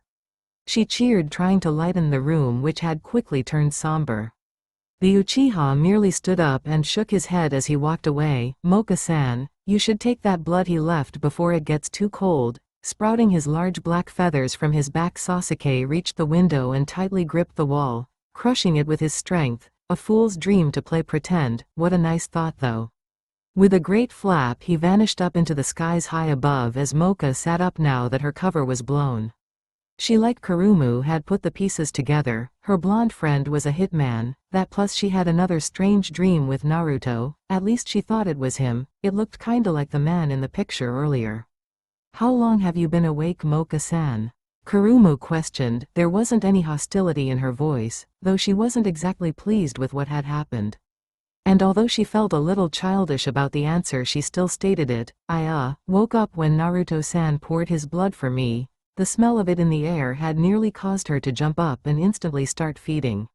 It actually took all of her strength to keep feigning to be asleep, though now it all seemed to be for naught. Okay, well, we're allies now of sorts, and I'm not going to make a harem anymore. And sensei, do you really still have to be in here? Kurumu questioned Nekonomiya, who was still in the room. Said cat lady tilted her head to the side in confusion before realizing that she was being spoken to. Well, it is more interesting than listening to the staff meetings. The moon had already risen high into the night sky as a well-dressed blonde stood outside a well-established hotel. His black suit was cleaned and pressed from the last time he wore it. His shades were covering his deep blue eyes while his wild blonde spikes were still uncontrollable. It would appear that the red tussle was following their trend. An umbrella was held up above the man as rain started to fall down around him. A growl slipped from his lips as he placed a cigarette on their tips and lit it, waiting for the arrival of his ride. Then, as if the person coming to pick him up was waiting for Naruto to start getting irritated with the wait, they arrived.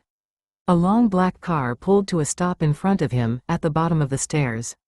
Naruto walked down with the doorman following him to keep them both dry. As they approached the limousine, the suicide door swung open and Naruto nodded his head to the elderly man. "Thank you, Giles," he grumbled out. The old man knew it wasn't at him and gave a kind smile to the teen. "It was no problem, Naruto-sama." With that, Naruto jumped into the car and Giles stepped away, giving a small bow to the blonde as the door closed shut. Naruto was not surprised with who he saw seated across from him. Her dark blue-black hair was almost as part of her look as her childish appearance. It was hard for people to believe that the woman across from him, that looked as old as 16, was really 20. Though it was not incredibly important. Her hollow red eyes tried to show some mirth, though they could both tell it was strained. "Dearest brother, I thought that your mother would have taught her son better than to smoke in the vicinity of a lady. When one arrives, I will put it out. Until then, sister dearest, I believe I will continue as I always do," Naruto replied calmly to the finely dressed woman seated across from him. Her form held by an elegant black evening dress with a long cut down the back reaching to just above her behind. Under her bust was a white belt which was used to make her assets pop out a bit more to the eye. Her ruby red lips went nicely with those cold eyes of hers. "How cold?" The woman feigned to be hurt by his words. "Surely you don't mean to assault me such?" Naruto rose a brow at the woman as he ashed his cigarette in the tray between them. "My deal was with Lord Shuzen, and while you share the same name, I am not yours to command for such petty things." Now that was just rude. Sighing to herself, the woman shook her head. "You should not beat away an offered hand, brother. Be thankful that I only batted it away. My mother did always teach me to bite off the heads of those that offend me." A feral grin stretched across his lips, "And I feel quite offended. The message said that the family wanted to speak with me. I do hope you had something better planned than to exchange pointless banter, because quite frankly, my dear, you're wasting my time." Red eyes narrowed onto Naruto. "I wonder if you have given any thought to my proposition, brother?" "Your proposition? You mean to fall in love with you, dearest sister?" The blonde mused aloud, to which the woman nodded sternly. "I still harbor no interest in your games. My reasons for doing these things have been clear since the day that I started," the blonde calmly answered without missing a beat as he left out a large cloud of smoke directly at the woman, who merely frowned at him. "Your scent is stronger," the woman spoke softly. Her tongue slipped from her mouth and trailing along her bottom lip in a sadistic manner. "Has someone been feeding from you?" "Only Mocha. I have not forgone the rules. I play to them ever so sharply, sister. No one outside of the Shuzen family is to taste me." Naruto rubbed at where Mocha fed from him. It was the same spot each time, and though it had long since healed, it was still easy to feel, for him at least. "Does this matter? Father would be pleased to have you as his son, though I would like for my husband to be delectable. So much so that I find it hard to separate myself to attend work." Baring her fangs a little, she moved forward, only to have the blonde stop her by placing a finger in front of her head. "Hugetsu Jigen too? Moon-crushing dimensional sword?" she questioned through gritted teeth. "Would you like to test the theory, or will you be willing to sit down calmly?" He noticed her shiver slightly as he growled out his words. Sitting herself back into her seat, a delicate smile spread across her face. "I can see you like to take the charge. I shall remember that for the bedroom, brother. I won't take orders from you, sister. I thought I made that clear last time." Any conversation that may have been about to occur died as the car rolled to a stop. The now silent duo opened up the doors and the woman came to seat herself beside the blonde. Naruto calmly placed his hand atop his lap while his other held the cigarette near the tray, ashing it as two more people filtered into the car. "Son, daughter. It is so nice to see you getting along despite the time apart," came an even voice from across the duo. It was the male, dressed much like Naruto, only he had a higher collar. His hair was short and black while he maintained a neat amount of stubble on his face while his red eyes loomed over the two. As the doors closed and the car started to drive once more. "Father," the two replied without pause before both turning to look at who he walked into the car with. "Lady Gyokuro, it is nice to see you both so well." The lines that were rehearsed as they were spoken at the start of nearly every meeting, came out nearly automatically to the two. Gyokuro was wearing a short sleeveless black dress that came down just short of mid-thigh. Her light blonde hair was held up by a rosary hair clip, letting everyone see her violet-colored eyes that looked almost displeased to be seen with the two across from her. "Don't you think it is a bit too early to be calling him son?" dear? She nearly spat the word out, like it tasted foul to her. Issa didn't look at his wide as he studied Naruto for a time longer. I do not see why. He was able to obtain my permission and trust, not to mention he will be married into the family once Mocha reaches 18. The way that he stated it so calmly irked Naruto somewhat. Though it was true, but it had been something that all parties had agreed on. Though at the time Naruto had no idea what it would take to earn the trust of his father. All I am saying, my dear, is that there are still 3 years between now and then. What if something were to happen? We should not get his hopes up, nor become too comfortable to such an idea, Gyokuro answered smoothly. I do not believe that to be an issue, stated the one seated next to Naruto. This caused the brow of Issa to raise ever so slightly in interest. Oh, and why is that, Akua?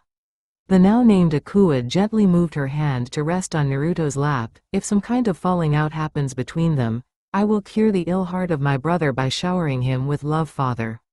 As you have expressed, the only way brother could have been made any better were if he were a vampire. Though he is a combination of 2 breeds of Ayashi, they are both incredibly strong in their own right. It would be my honor as a Shuzen to make sure he becomes your son by making him fall for me. A faint smile spread across the lips of Issa. Thank you for the thought, Akua, but I do not believe that to be needed. Naruto here wouldn't let anything happen to Mocha. Naruto extinguished his cigarette in the ashtray between the 2 groups. I would sooner see the world burn than let any harm or foul come to your daughter's head, sir. Issa nodded at those words while Gyokuro frowned. I was under the impression that Mocha-chan left because she wanted to be able to live with humans. If you were to, as you say, see the world burn, wouldn't that cause an issue between the 2 of you? His dry lips were pressed into a thin line. I believe you misunderstood, Lady Gyokuro. I never stated which world I would destroy. Though if we go with your trail of thought, if it would come down to it, I have no hesitation in being cast from her heart to secure her safety. Gyokuro gritted her teeth while Akua and Issa nodded in appreciation of Naruto's words. It would seem that the hands that shield my daughter are as strong as I remember them. Your words do me great honor, sir. Naruto reached into his jacket pocket and fished out a packet of finely made cigars. Would you smoke one with me, father? Cuban? I wouldn't offer you anything less.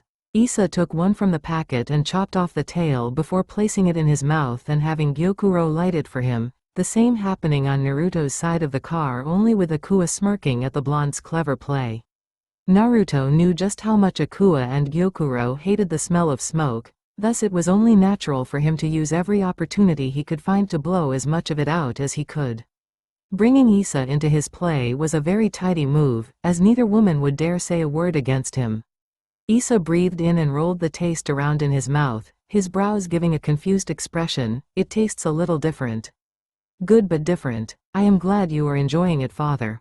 I had the supplier soak the leaves in human blood before drying them to hopefully enhance their flavor for you. Naruto closed his eyes and rolled the smoke around in his mouth, feeling Akua wrap her arm around his own as he did. Though you are a busy man, father, and not that I do not appreciate you coming all this way to see me, but you must have other things to do. So I would like to inquire as to what the job is. That is true, Issa sighed out as he pulled a folder out of his suit. This task is for you and Akua to undertake tonight. It would seem that some undesirables are starting to move about. I need them to vanish. He handed the folder over to Naruto, to which the blonde took gratefully, opening it up on his lap as the woman beside him peered over his shoulder to read its contents. I do remember our agreement, Naruto. Though these movements were not in the plans of either of us, I do hope you can understand what this would mean for us. Naruto looked at the paper in front of him with thin lips. They don't learn. He passed the folder off to Akua, who pouted a little at not being able to lean on him while she was reading now. I cannot see why Akua will be joining me, or is that too as not to attract attention towards me at this dance we shall be attending? That is correct. Using your normal partner may have dragged attention towards yourselves, Issa stated firmly. His tone relaxing as he seemed to enjoy the taste of the cigar, while Naruto really just enjoyed the disgusted look Gyokuro was giving them all. This does seem to be interesting. I can see why you would partner us together, father. Akua spoke, gaining everyone's attention. Though are you sure that we can't just drop brother in and have him release his true form? Upon seeing the dead stare she got from everyone in the car, Akua gave a slight chuckle. I was jesting. That would draw much attention to us. Naruto closed his eyes in thought. No, that actually isn't such a bad idea. Upon seeing the shocked faces of the others, he corrected himself. The drawing attention part, not the transforming part. While one of us gets the attention of the party, the other will deal with the guards and lock the doors tight. A simple distraction that should make things easier in the long run. Issa nodded as the car rolled to a stop. This is our stop. I look forward to your report. Also, the cigar is nice. Would I be able to get the name of whom you acquired it from? It will be added to the report, sir. The door creaked open and the two sitting across from Naruto shifted out of the car into the awaiting umbrella. Have a nice night, sir. You to my children, Issa replied as Gyokuro took his arm and they walked up to the somewhat imposing manor. After that the doors closed shut behind them. Naruto dragged an eye over to Akua, who beamed him a cheeky smile. There is still 3 hours before we approach the hall. I can think of more entertaining things we could be doing to pass the time, brother. Naruto closed his eyes as if he were ignoring her. Taking the cigar from his lips, he pulled out a silver tube and dropped it inside, closing the lid tightly to cut off the oxygen. Wake me when we arrived. Flames roared around Naruto as he stood in the large hall. By his side was Akua, holding a picture of their targets like it was a needless chore. This was the focus of the blonde's attention. Slowly scanning the room, Naruto came to a single conclusion. He isn't here, sister. Maybe you made a mistake when you sealed up the exits? Now earlier, before all the fire and the blonde delving deeper into his seals, she would have made some smart retort that was mixed with a subtle undertone of want and innuendo, but she knew better. Naruto hated to fail, and in his current form he could challenge her without the fire all around them. Now he held the advantage, and she was not overconfident enough to tempt him in such an environment. After all, as much as it pained her to admit it, her father was much more interested in Naruto than he was her. It is possible that he was never here to begin with. The blonde turned with his slit eyes boring holes into the woman as his hair flicked around in the fire. 2 seals had been removed and the number of Ayashi he was holding down with his flames alone was impressive, in saying that they were mostly A ranks, with only 1 or 2 lower class S ranks. He was here when I arrived. Naruto stepped forward and picked up one of the Ayakashi from the ground. They were in their human form and squirming, trying to avoid him. Lifting a pudgy male up by the scruff of his neck, Naruto exhaled, letting out a large amount of steam. Where's your boss? The words came out in an almost bored manner as the hall around them started to crumble from the flames. Sirens were roaring outside as firefighters fruitlessly tried to extinguish the inferno. The man seemed to shake harder as he tried to withhold the information, gritting on the already short fuse that Naruto currently held. Forming a fist with his free hand, he extended a single finger, letting it glow white with heat. He traced it along the arm of the pudgy man, all of them hearing the sound of his skin melting on contact, which was quickly followed by the man's scream, all right, I'll tell you, just stop. Please just stop." Naruto pulled his finger away from the man and waited for him to collect his breath. "There is a system of tunnels under this hall that you couldn't have known about. He probably escaped into them the moment we heard that the guards had gone missing." That caused the blonde to turn a questioning eye to Akua, who promptly looked away. She hadn't known what to do about the guard detail, so she just got rid of them. Grinding his teeth, the fiery blonde narrowed his eyes on the man in his grasp. "And if I wanted to follow him?" "You under the stage. There is a trapdoor that leads straight there. Though it is locked, I was planning on using it to escape my cell." His words were cut off as Naruto stabbed his hand through the man's head. The blood would more than likely have bathed Naruto a deep scarlet, had it not been for the heat of his body right now causing it to evaporate before it even touched him. "I don't think a lock will be a problem." Tossing the body away, he heard the screams of the others still trapped in the room as they fled away from the blonde and his partner. Akua was ruthless, everyone that met her knew that fact, but it was times like this that she was thankful that she didn't get into arguments with Naruto anymore, outside of verbal ones that is. His growth was scary. What had he been doing since he last fought her back when he was staying at the manor? Though at least he seemed to be much more in control than he used to be. She watched as they walked away from the groups of Ayakashi that Naruto's flames quickly swallowed them whole, leaving only ash. There wouldn't be any real way for anyone to be identified, which made their job that much easier. Cleanup was always a pain when there were a lot of bodies. It was somewhat hurtful to her pride to admit that the blonde hadn't exactly needed her help in this. In fact, he only really asked her to do one thing, and even then she had missed an escape route. Though it would have been nearly impossible to find it without already knowing where it was. She watched in interest as Naruto burnt down the stage with a heated glare, ignoring the cries of pain from those around them as their lives reached their end. This was business, and the Shuzen didn't like those that stepped on their toes. They signed a fate like this, maybe not as much fire, when they entered against her family. It would seem that Naruto found the locked door if the tearing of metal assaulting her ears was anything to go on. She had to admit, at that angle it really was hard to tell it had once been a door. He just stood there, looking at her, as if he expected her to go first. She gave him a risen brow as if to silently ask him what he wanted. Go on ahead. I will clean up this mess. The words were calm, but she could see the way his lip curled even as he said them. He was going to enjoy this, and part of that excited her. I will catch up. Smiling inwardly, Akua moved to the door, giving a small wink to the blonde. You had better hurry, brother, or I may finish this without you. Leaving those words with him, she dropped down into the tunnel.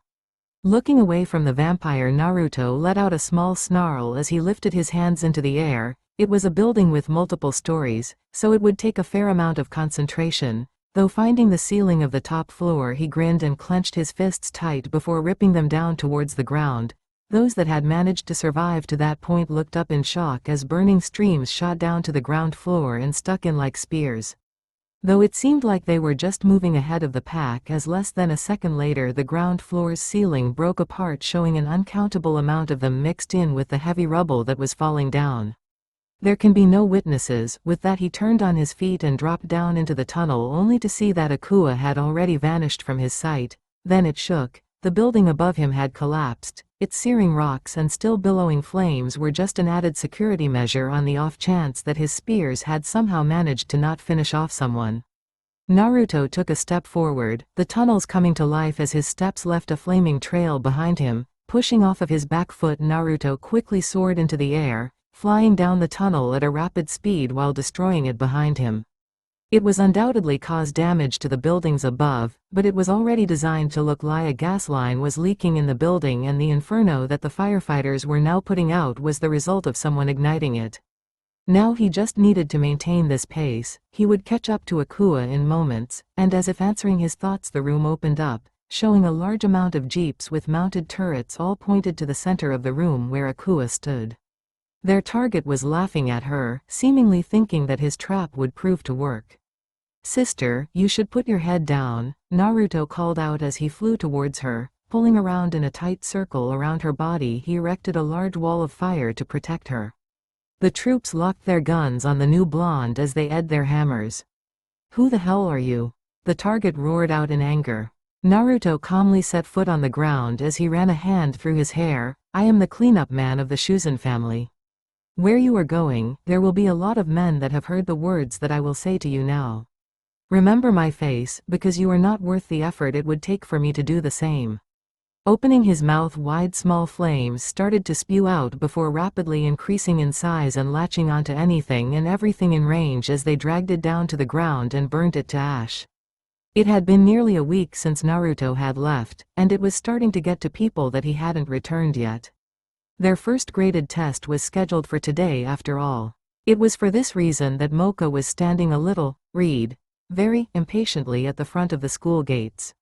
She didn't want to be late, but she also wanted to see the blonde as he arrived.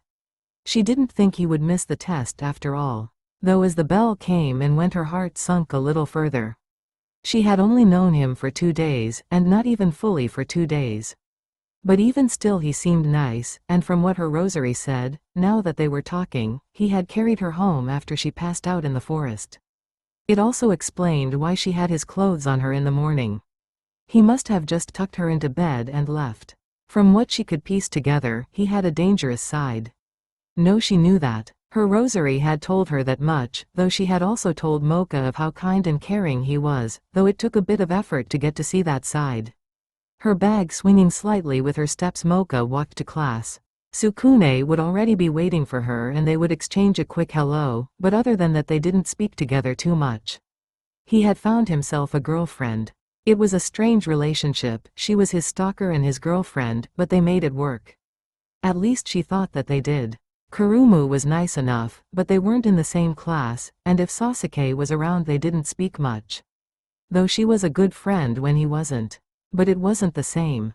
She blushed slightly under the praise of the boys as she walked to class, but it was mostly for show, she just really didn't feel all too well today. Everything was the same, boring and bland since he just up and left a week ago.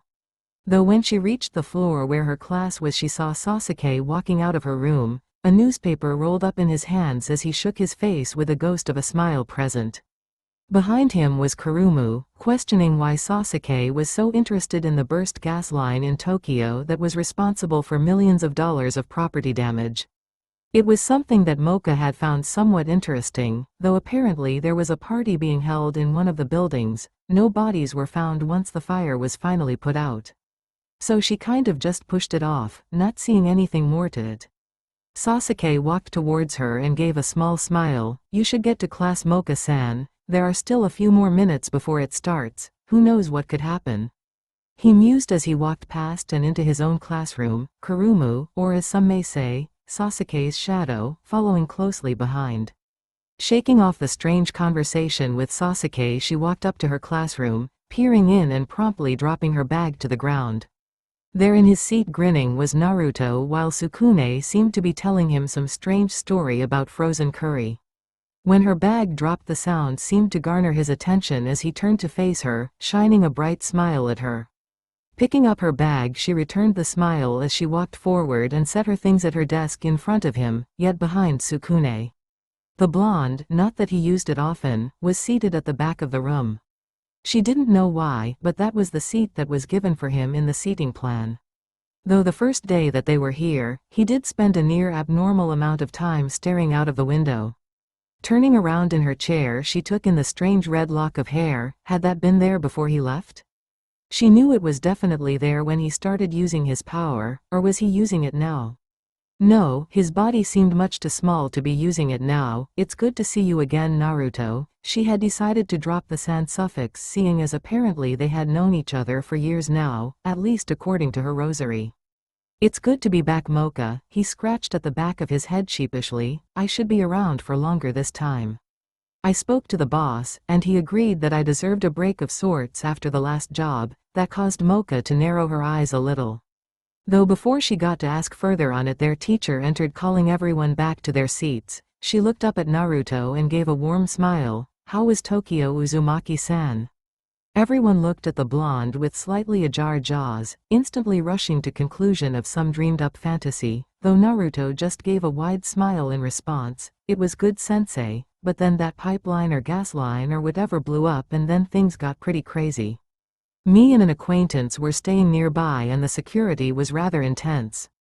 Clapping the stack of papers in her hand together into a neat pile, she nodded. "Well, it is good to see that you made it back in one piece.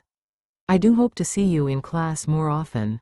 Maybe we'll find a compromise on that, sensei," Naruto remarked with a cheeky smile, causing a few others to chuckle while a tick mark formed on the brow of Nekonomiya.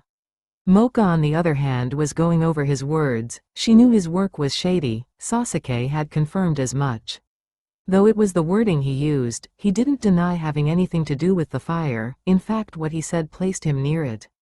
The other Ayakashi all seemed to buy what he said, thinking that the blonde just got unlucky and got caught up in that mess. No, Mocha wasn't going to buy that. She would question him about it later. Or maybe let the rosary do it. They seemed to get along really well. A few days had passed, and Mocha was finding it hard to come up with some way to ask him about his trip without outright asking if he was the one that caused the fire. Though now it was early in the morning on the weekend, and she had been dragged along by the other girls, for reason beyond her knowing. As they went to watch their boyfriend, Obsession, in their morning training. The girls were clad in their casual wear, clothes from the human world excursion. Sukune was in a tracksuit, while Naruto and Sasuke were wearing boxing shorts and muscles tops. Though she had eventually been convinced by Ura, inner Mocha as she now called the rosary. She was seated by the edge of a clearing where a breakfast had been prepared by Kurumu for Sasuke and promptly ignored, leading to the girls picking at it over time.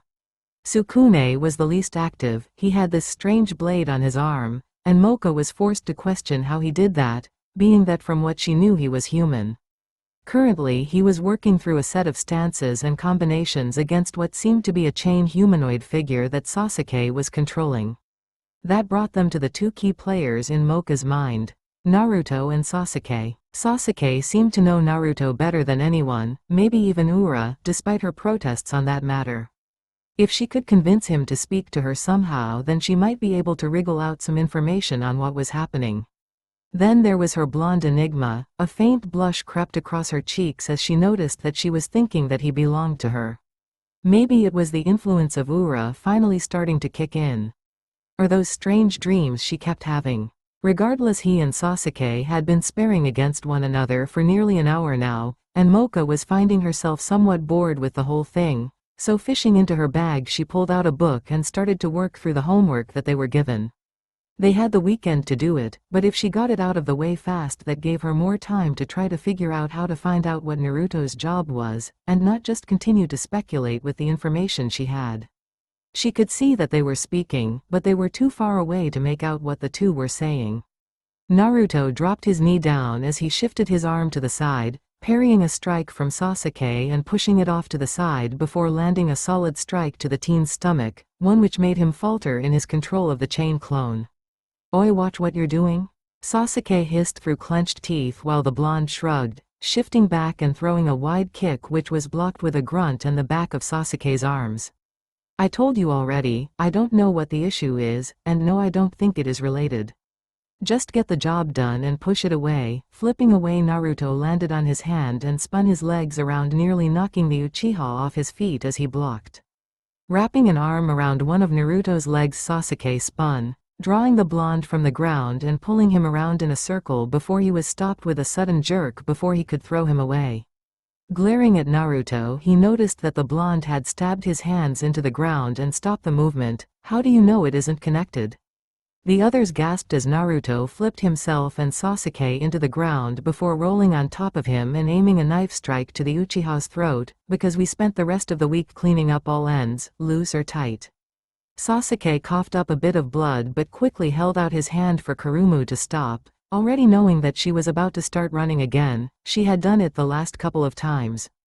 Naruto bit into his thumb and drew a small amount of blood out before dripping it onto the Uchiha, who pushed Naruto off of him and stood to his own feet. "Does working with her always get you so riled up?" Sasuke mused as he stretched his body out, already feeling the small wounds he had close themselves up with ease. "She irritates me, a constant pester for the duration of the job, but I can handle it," Naruto remarked as he offered a hand to Sasuke, signaling that he had had enough for the day. The Uchiha took it and shook it, signaling the same. "I didn't say you couldn't. It's just that you're always so tense when you get back. Is that really good for you?" "Probably not." Looking over his shoulder, he saw Mocha pull a few strands of hair behind her ear as she poked her tongue out at the question she was working on. "But it is worth it." Sasuke gave a small shrug. "Maybe it is just me, but having my fiancé sealed inside of another woman seems like a lot of extra trouble. Good things are worth the effort required to get them. I made a deal, and I will adhere to it. Though I could do with a break every now and again." Naruto let out a small laugh as he played with the lock of red hair. "What is up with that, by the way?" Sasuke mused, gaining his attention, though Naruto just gave a quick, "Huh?" in response. "The hair? I thought you had fixed that?" Naruto waved a hand over the lock, making it vanish before doing the same and bringing it back. "I kind of like it now." "Is that so wrong?" "Nah, just makes you look like an emo." The two stared blankly at one another for a few moments before they started laughing and walked towards Sukune, who was panting rather heavily. Naruto clapped the boy on the shoulder, nearly knocking him over. "Are we done for the day?" The duo just nodded to Sukune, who gave a relaxed sigh as the blade vanished and turned back into fingerless gloves. He stumbled around for a little bit before placing a hand against his head to steady himself. "That is much more draining than it looks." Naruto rose a brow at the teen, which caused him to chuckle sheepishly. "Or I might not be as fit as I should be?" he offered weakly, to which Sasuke grinned and Naruto gave a curt laugh. The now trio seemed to move off in their own directions after that. Sasuke with Shadow in tow were apparently going to go study. while Sukune was going to have a bath and probably work on that letter back home to let everyone know he was doing fine. Thus it left only two. Mocha took notice of how quiet it was as Naruto sat down in front of her, not a drop of sweat on his body, though his clothes were a tad dirty in places. The answer is 72/89 by the way, the blonde remarked in an offhanded manner which caught her off guard. Looking down at the book, she widened her eyes before flipping through to the back and checking the answer. Finding that what he had said was correct, she narrowed her eyes on him. How did you do that? Naruto gave a wide smile and motioned for her to pass him a pen and some paper. Doing just that, she watched as his hands moved like a blur. He pulled the problem apart into multiple places, figuring out each section through what looked like using incredibly advanced formulas before piecing it back together in the final answer and handing the page back to Mocha, showing all of his working. Her eyes darted over the page as she tried to make sense of it. A fair few sections of his work she could understand, while other parts were beyond her. This is kinda advanced, isn't it?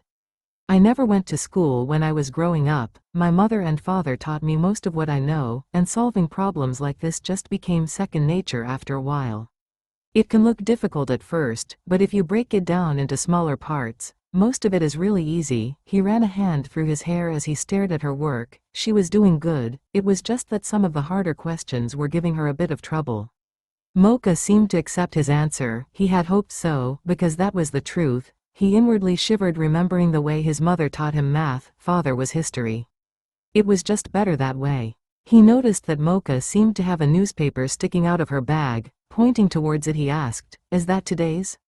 He watched her stiffen as she tried to hide it. "And no, it is just something I'm working on," though her efforts were for naught as Naruto managed to grab it from her with a chuckle to himself as he flipped it open, seeing a large picture of a burnt-down area. I can explain." "What's there to explain? The place got torched, right? Or do you think that someone did it?" His lips twitched into a small smirk as he watched her try to fumble with around for an excuse. "You think I did it?" She froze in place, causing him to laugh as he handed the paper back to her. Like a robot, she took it from him and stuffed it into her bag, watching him sit down with that devilish smile on his face. "I don't know. I want to say that you had nothing to do with it, but you were there at the time and your work is pretty shady from what I know. I guess I just want to know what my friends are doing." Mocha got out, causing the smile to drop from his face. He gave a small nod to her. "Do you really want to know?" He was glad that she didn't answer right away. It seemed as though she was actually thinking the answer over. Now she slowly nodded her head, which caused Naruto to fish around into his white jumper he had tossed off to the side when Sasuke and him had started earlier, pulling out his silver case and sticking one of his cigarettes into his mouth and flicking his fingers, causing a flame to appear on his index.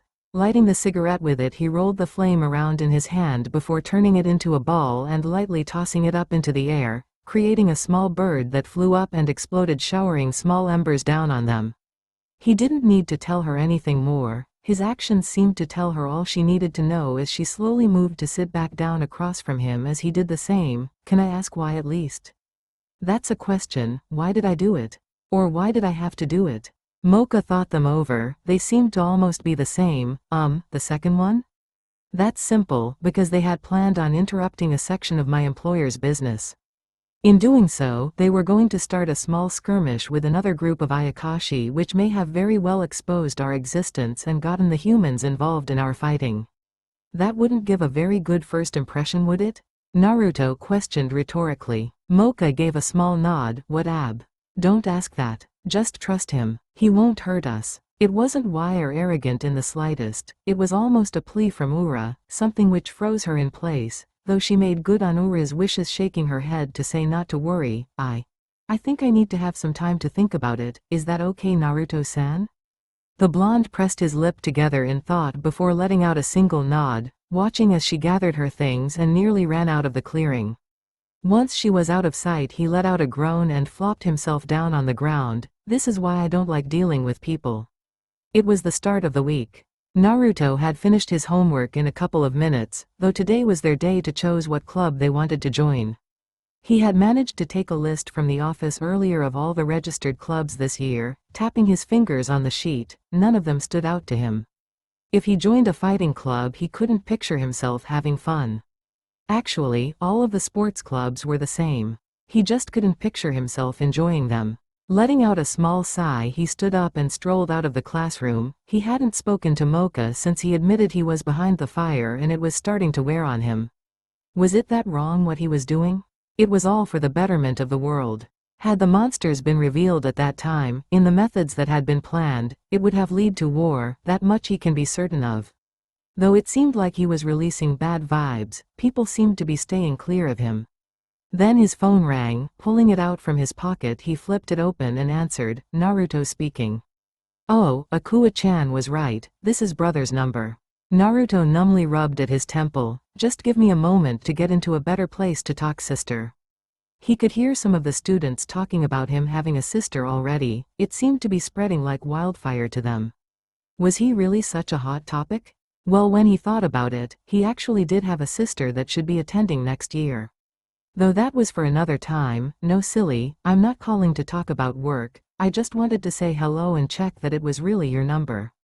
During their talk he had managed to make his way outside. Looking up at the roof, he coiled his legs before they launched him like springs into the air, his feet landing with a soft tap on the school's roof. It is dangerous for us to talk to one another outside of work, but hello to you, to Sister Kahlua. See, you're as smart as always, I didn't even have to tell you who it was. No, he didn't need to be a genius to figure out it was Kahlua. Kakoa wouldn't speak in such a childish manner, and while Akua might at times, she would have started off the conversation with trying to pick a fight. Though he didn't feel the need to tell her that, as she seemed much too happy for him to have simply pointed out who it was. So are you having fun at school? It's boring actually, you wouldn't like it at all. But you have your Mocha-chan, don't you? Naruto frowned a little at that. She's avoiding me. I told her that I was the cause of the fire in Tokyo and she said she needed time to think. That was nearly 3 days ago now. Geez, not everyone can think as fast as you do, brother, just give her some time. You and Mocha-chan have always had a rocky relationship. The blonde smiled at that, though Kahlua acted like an idiot most of the time. Actually, he wasn't quite sure it was an act. She had a heart of gold and was observant to things like this. If it was my Mocha, we would have just butted heads until we understood each other like normal, but dealing with the one from the rosary is different. She's softer, more innocent to the world. But your Mocha-chan has soft ass as well? Naruto was confused. Were they even speaking the same language anymore? I meant emotionally. Emotionally, she is softer. Though it really isn't a bad thing, I am just not used to it. Everyone I know is pretty callous and or jaded to the world. Moo, that is because of who we are though. Brother wouldn't be brother if he didn't breath fire after all. A slight chuckle left Naruto's lips. I guess you're right. If it is all that I can do, I will just have to protect her from afar. See, now you understand. And some people say that I am slow. Oh, sorry brother, I have to go. Ka-chan needs me for something. Talk to you later, okay? Talk to you soon, Kahlua, and thanks. He closed the phone shut, ending the call. He looked over at the stalls that littered the grounds. It was time for him to find a club. Mocha frowned as she looked through the stalls. She ran out of class so fast because of her excitement that she lost everyone. She was feeling bad about just walking off on Naruto, not to mention that she couldn't work up the courage to speak to him since. Why was he doing these things? Was it for money? Because he didn't seem to need it. Did he enjoy it? No, he didn't seem to. She couldn't think of a single reason why he would. He said that it was needed though, as it could have led to war. So maybe he was doing it to keep the peace? She shook her head, overhearing that apparently the swimming cup had all been frozen. She wondered how that happened before feeling someone grab onto her roughly and cover her head with a bag while gagging her. She had been in the middle of the aisle, how hadn't anyone seen that? She struggled for a time, though it seemed fruitless. Her strength in this form was next to nothing. Then something hit her and her eyes closed shut. When they opened again, she was in a dimly lit place. The gag was still inside of her mouth, but she could see now. There were people talking not too far from her. She could make out their outlines and they weren't humans. One came up to her. His muscles looked like they were going to rip through his leather like sin, large horns coming out from the top of his head. Mocha tried to move away, but she was bound to the chair, unable to even skirt away from him as his foul breath assaulted her nose. Ho ho, look how scared she is, Lijen. TCH, don't use my name, idiot. You already went and showed yourself to her. That should be enough to activate it. Activate what? What are they talking about? What are they trying to activate? Oh, you don't know? You're bound to someone very important. When you get scared or start to panic, he knows and will come to you. Walking forward was a near-skeletal man, though his face was covered. He flicked at her wrist where her bracelet was from Naruto. Were they really trying to draw Naruto here? And if so, why? See, we're not your average Ayakashi like your boyfriend. We work for a special group, but see, because my partner showed you his face and said my name, we're going to have to kill you now. He drew a finger up that seemed to shift into a long blade. Mocha stiffened at that before a wall of flame shot up around her, knocking the other people away. It flickered before dying down and showing the back of a blonde male in front of her. His hair seemed to flicker like fire. Slowly he turned and faced her, giving a weak smile. It seems that I was in time. They didn't hurt you, did they, Mocha? Naruto? She was confused. The only way she was able to guess such a thing was the bone structure and the red lock of hair.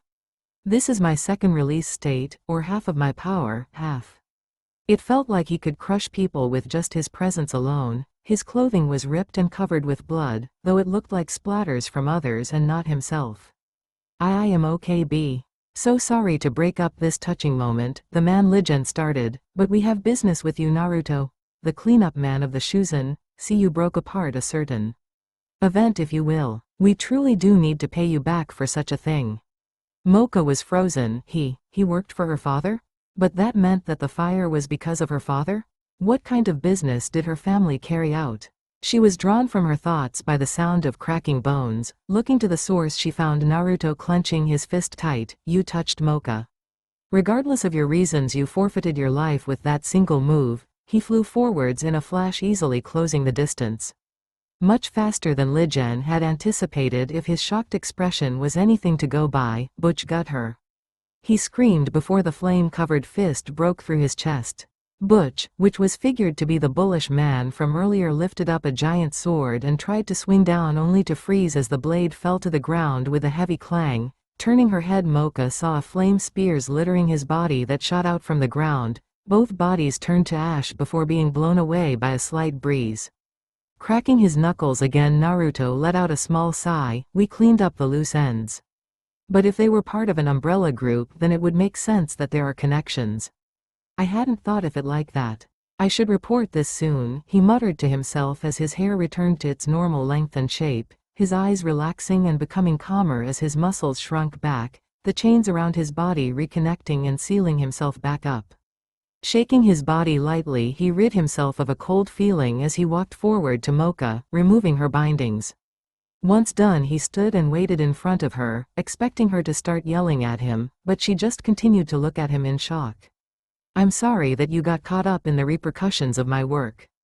That is one thing that I never wanted. He bowed deeply to her. And he was at a loss for words. Slowly she stood, taking a small step forward before forcing him to stand up and wrapping her arms around him, placing her head against his chest. I guess I was already involved. You work for my father. You have your reasons, I am sure, but I wanted to tell you that I understand. Well, I don't understand why you need to kill people. But Ura says that she does, and I don't want to have you keep hiding things from me. His larger arms wrapped around her small body as he held her tight. Thank you, Mocha. I promise I won't hide things from you anymore. Mocha nodded her head into his chest. Good. Now when's your birthday? Such a strange question, but it caused a smile to form on the blonde's lips. October 10th. You use fire. What kind of Ayakashi are you? Though it was against school rules, this question had been stuck on her mind since she met him. Leaning down, he whispered his answer into her ear, causing her eyes to go wide. Then that means that the Heia. Yes, he is my father. Oh, that actually explains a lot. What does Ura mean to you? Seeing his confused expression, she continued, Ura is what I call the Mocha in the seal, that way it isn't as confusing. A look of understanding passed over the blonde's face. She is my fiancé. Mocha dropped her jaw at that, stepping back and looking at him in shock. Really? Yeah. Her cheeks became red as she nervously fidgeted with her fingers. Well, congratulations? You do understand that we come as a package deal, don't you?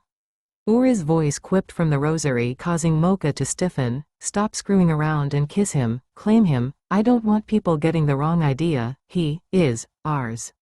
And Naruto? The blonde rose a confused brow at Mocha as he leaned forward to study her. Yes? She rose her hands and cupped his cheeks, pulling him in for a peck on the lips, leaving him stunned. Thank you for saving me. Slowly recovering, Naruto scratched at his cheek. I'll always save you, Mocha. Nodding at his response, she lightly grabbed his hand. Have you found a club yet? No, nothing really caught my eye. What about you? Well, there is one that I was kind of interested in. I picked this club because I honestly thought that this would be the last one that either of you two would choose.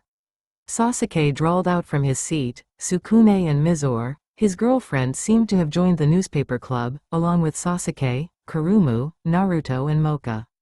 This also had the effect of causing Naruto and Sasuke to be in the same room for more time than needed. They had spent the majority of the night in a conference call last night with Mocha, knowing that because she was waiting for Naruto to finish. From what she had managed to make out, things were getting pretty nasty in the human world. She was by no means happy with the work that Naruto did, but she accepted it. Ura had told her that he had a good reason for it. Their leader was something that Naruto had read about. Their senior and a massive pervert. Often referred to as the hentai wolf. He placed some flyers on the table between the three sides. Naruto, Sasuke, can you hang these up in the halls? The two took the papers without complaint. Neither of them were really thrilled to be doing such boring work, but at least it was better than anything Sukune would be doing. That was what they thought anyway. When they returned, though, the story seemed to be different. Mocha clutched tightly to her skirt and was trying to pull it down, while Kurumu instantly hid behind Sasuke as he entered. At this point, Mizore was asking Sukune if her panties weren't good enough as she continued to flash him. Jin-senpai caught Sukune-san peering up our skirts. Kurumu got out quietly. A faint spark could be seen crawling across Sasuke's skin as his eyes narrowed dangerously. Oh, Jin-senpai caught Sukune looking up your skirts. Well, how nice of Jin-senpai. I might have to show him my thanks, Sasuke spoke calmly, though the constant sparks that seemed to flow off of him. Naruto's brow twitched as steam started to wade out of his mouth, his grin turning feral. Yes, I think I agree with you for once, Sasuke. We should thank Jin-senpai in earnest. I will make sure he is warmly received. Sukune started to nervously chuckle as he walked past everyone, trying to calm the two teens. It's okay, really, don't start a fight here, people could get hurt. His voice died in his throat as he saw the looks in their eyes. Don't hurt me? Naruto and Sasuke both lifted up the hands that were next to each other, forming a talon with their fingers as fire and lightning joined together in a burning green mass. Jin widened his eyes in shock. These weren't low-tier monsters like he thought. Their strength was completely masked, but he could feel the energy in that technique. Lifting his hands up, he lightly waved them as he nervously laughed. Hee boys, let's not let things get out of hand, okay? Boost? Questioned Sasuke calmly. Boost, Naruto replied as the swirling mass doubled in size, tearing apart the ground and roof of the building. Perverts are bad enough, Jin-senpai. But those that do not admit to the fact, and openly try to blame others for their own deed, they are the worst. Jin-senpai? The girls asked in confusion, causing the man to pale. For Kurumu, she could not feel any better. Sasuke was protecting her, well, her honor, but it was still a part of her. Though for Mocha, she saw the look in the Naruto's eyes. Not only that, but she knew that he wouldn't say such a thing unless he had proof, or at least he soundly believed that was the case. Slowly she walked up to Naruto and placed a calming hand on his shoulder, which caught his attention. I am sure Jin-senpai is sorry, Naruto-kun, and killing him over something like this is a bit much, don't you think? Her smile was weak and questioning. Why, yeah, Mocha is right. I am sorry, so let's all put down these powers of ours and start over, okay? The sphere started to die down and the elements returned to their respective owners. Letting out a small breath, a large amount of steam rose from Naruto's mouth. If you try to spy on Mocha again, I will be having roast wolf for dinner. Understood? It was said that first impressions were important, and to Naruto and Sasuke, Jin had just proved that all the information they were able to dig up on him was true, not to mention he would gladly try to pass it off as someone else's fault. Needless to say, it was not a good first impression. Then again, Sasuke and Naruto didn't make that good of one when they first met either. Naruto let out a large plume of smoke from his mouth, looking up at the full moon above him. He had been called up here by Mocha, at least that is what the note had said. His nose twitched despite the smoke around him. He could make out the scent easily. You should know that Mocha writes in cursive with a slight tilt to the left, just for future reference, Jin. You knew that yet you still came alone? You really must be an idiot, Jin spoke as he stretched his shoulders out, stalking forward to the blonde that still hadn't bothered to turn around to face him. I figured that the small display in the classroom wouldn't have been enough to make your view waver, though I will tell you now, okay? With a flick of his fingers, Naruto sent the cigarette in his hand up into the air, watching it flip time and time again as he turned. I won't let you attempt to sat your carnal desires around Mocha, prepare yourself. Fur covered Jin's body as he attempted to run forward, only for flaming spikes to shoot into the roof from the cigarette, blocking his path. You fool, I am a werewolf, an S-rank Ayakashi. If it were Sasuke I would be worried, those fallen angels are really nasty. But you, no one even knows what you are. You let Sasuke take over that attack earlier and poured a small bit of your power into it to spook me, but now I can't even feel a thing from your techniques. I am going to crush you. He appeared behind Naruto, ready to attack as he saw the blonde turn, a bloodthirsty grin on his face as his hand shot out, grabbing the one Jin was planning to use to stab him with. In a display of strength, Naruto clenched his fist tight, hearing the sounds of bones breaking beneath his grip. With his free hand he plucked his still falling cigarette from the air and placed it back on his lips, letting out another plume of smoke. I am quite hungry, but I like my dog meat cooked, not raw. Jin was about to make another remark only to see steam waft through the blonde's teeth. Jumping out of the way and dislocating his shoulder in the process, he dodged the large flame that shot out. Looking at where it struck, he saw the safety rail now melted. He felt the grip on his hand loosen and quickly ripped it from the blonde's clutches, putting some distance between them. It had to be a fluke in how the blonde had predicted his moves and been able to catch him. Gritting his teeth, he shoved his shoulder back into place, wincing in pain as he felt the moon heal his wounds faster than he would during the day, but still not fast enough. His right hand was broken and even now he couldn't move his fingers. Oh, I missed, came the slightly saddened voice of the blonde. Turning on the spot, he faced Jin again, his lips once again in that bloodthirsty grin. Make me release to my second state, this is boring. Not even half of my power and you are ready to call it quits? That was impossible. This teen shouldn't be able to match him, even if he gave him a small handicap by not going as fast as he could. He shouldn't be taking this so lightly. Okay, I won't hold back then, I will make Mocha my woman. He went to step forward only to find the blonde in his face before he could move. His hand curled tightly into a fist as he sent it rocketing at Jin's face, the roof buckling under the impact as Jin flew into the safety rail, denting it around his body. Bad doggy, doesn't your owner keep you on a leash? Flames drew out of Naruto's mouth, licking the skin on his right hand as he drew it up into the air, the flames slowly moving to crawl up his arm and form a ball in his palm, compacting and condensing as its weight increased incredibly. Moo. Come play doggy. I even made you a ball, let's play fetch. His fingers clutched at the ball tightly. Jin widened his eyes as the heat that was rolling off of it was immense, even going far enough as to distort the air between them. Dragging his arm back, Naruto prepared to throw the ball and let it burn Jin away to ash. I thought that the other Mocha told you killing Jin was a bit much, Naruto? Jin snaps his head to the side and takes in the even better developed woman, her long silver hair and piercing red eyes, looking at Naruto, who slowly turns his head to face her. Mocha. Mocha, Mocha? Mocha, have you come to help me once again? Have you finally come to your sense and are coming to confess your love for me? Jin quickly gets out, fighting back the pain in his face as he feels his cheeks setting back into place. There was no doubt to the bruising in his face. Hardly. I have come to stop my fiancé from killing you. Do hold your tongue, doggy. Mocha gives a small grin as Jin seems to bristle under her words. She bounced on her feet a few times. It felt strange to be in control while wearing the rosary. Though the softer Mocha had given her control of her body to stop Naruto from killing Jin, having felt that something was off, shaking her hair around, she throws out a few punches and gives a feral smile to Naruto. Come, I want to feel you strike me with your fists as I do the same. Let me take on your pent-up frustrations while I deal my own onto you, Naruto. The ball of flames vanishing as Naruto appears in front of her, his fist head back, stopping inches from her face, causing the silverette to let out a sound of irritation before throwing her own punch, striking him square in the jaw and sending him toppling back into the safety rail and through it. Once he had gown over, she unclenched her fist and a pain expression came over her face as she held it gingerly. Ow. Shit, you are like a wall now. No bone. The words had a chilling effect on the air before a massive spike of energy rushed through it. Appearing back on the roof like nothing happened was a flaming Naruto, his hair dancing as if there was a breeze fluttering over him. Mocha grimaces.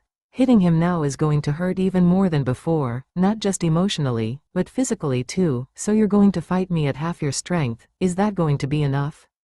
The air cracks as Naruto appears in front of her, his hand shooting out and grabbing her by the throat, picking her up off the ground and watching as her feet seem to search for steady placement beneath her. Is this what you want, Mocha? Giving up on trying to reach the ground, she tightly wraps her hands around the one holding her before placing her feet on his chest, snapping his fingers around her throat before kicking him with her full strength, only to watch him skid back a meter or so before stopping and raising his hand, snapping his fingers back into place as the roof became alight from his small skid. Jin was stuck watching with wide eyes. This creature, who he had thought was weak, was overpowering. The air was saturated and even under the light of the full moon he knew there was no chance. He was matching the now full vampire Mocha without even batting an eyelid. This is unreal. Yeah, you're an idiot, by the way. A voice trailed from beside him. Turning to take in who it was, he saw Sasuke standing on the dented railing, his wings wide, like he was ready to lift off at any moment. Like Mocha said, this is half his strength and his emotions are mostly in control now, so at best I would say he is fighting at quarter of his normal abilities. That's impossible. This overwhelming power can't really be half of his strength. Jin says, still in disbelief.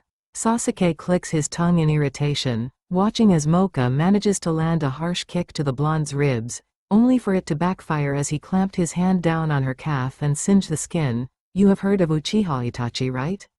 One of the strongest Ayakashi to ever come out of the academy. Who hasn't? Not even he can fight Naruto at his full strength one-on-one. I watched Itachi get destroyed when Naruto went out of control during a training session. He was hospitalized for months. In the end, we had to get Mocha to come and calm him down after locking him away in chains from hell. Sasuke informed the man, watching his eyes widen in shock. She is the only one he will listen to when he gets like this. Mocha was not enjoying herself, now sporting an injured calf. She bounced lightly on her feet, skipping to the side as Naruto appeared before throwing out a quick jab and connecting with his cheek, wincing as she felt the fractures appear in her hand. Yeah, her fiancé was stupidly strong, but did he really need to make her feel like she was bashing her limbs against a brick wall? Dodging to the side, she saw a few of her hairs get singed by a ball of flames from his mouth. The air seemed to freeze as Mocha came to a dead stop. Why, you insufferable dolt. Dashing forward, she struck him with an uppercut, sending his chin to the skies before performing an acrobatic feat of flexibility as she spun on the spot and brought her leg up for a high drop kick from her stationing position, connecting it with his face before sending him through the building roof and into the floor below. It was in this small reprieve that Jin noticed Mocha's clothing, or lack thereof, before he could fully get a lock, though he felt something strike the back of his neck and the world went dark. Sasuke averted his eyes for his own safety and grabbed Jin, taking him to the infirmary so he could heal properly. He had full faith that Mocha had this under control now. Once Sasuke left, there was a crack in the air again as Naruto appeared behind Mocha. She turned to face him, her glare present on her face. Do you know how hard we work to keep our hair in such good condition?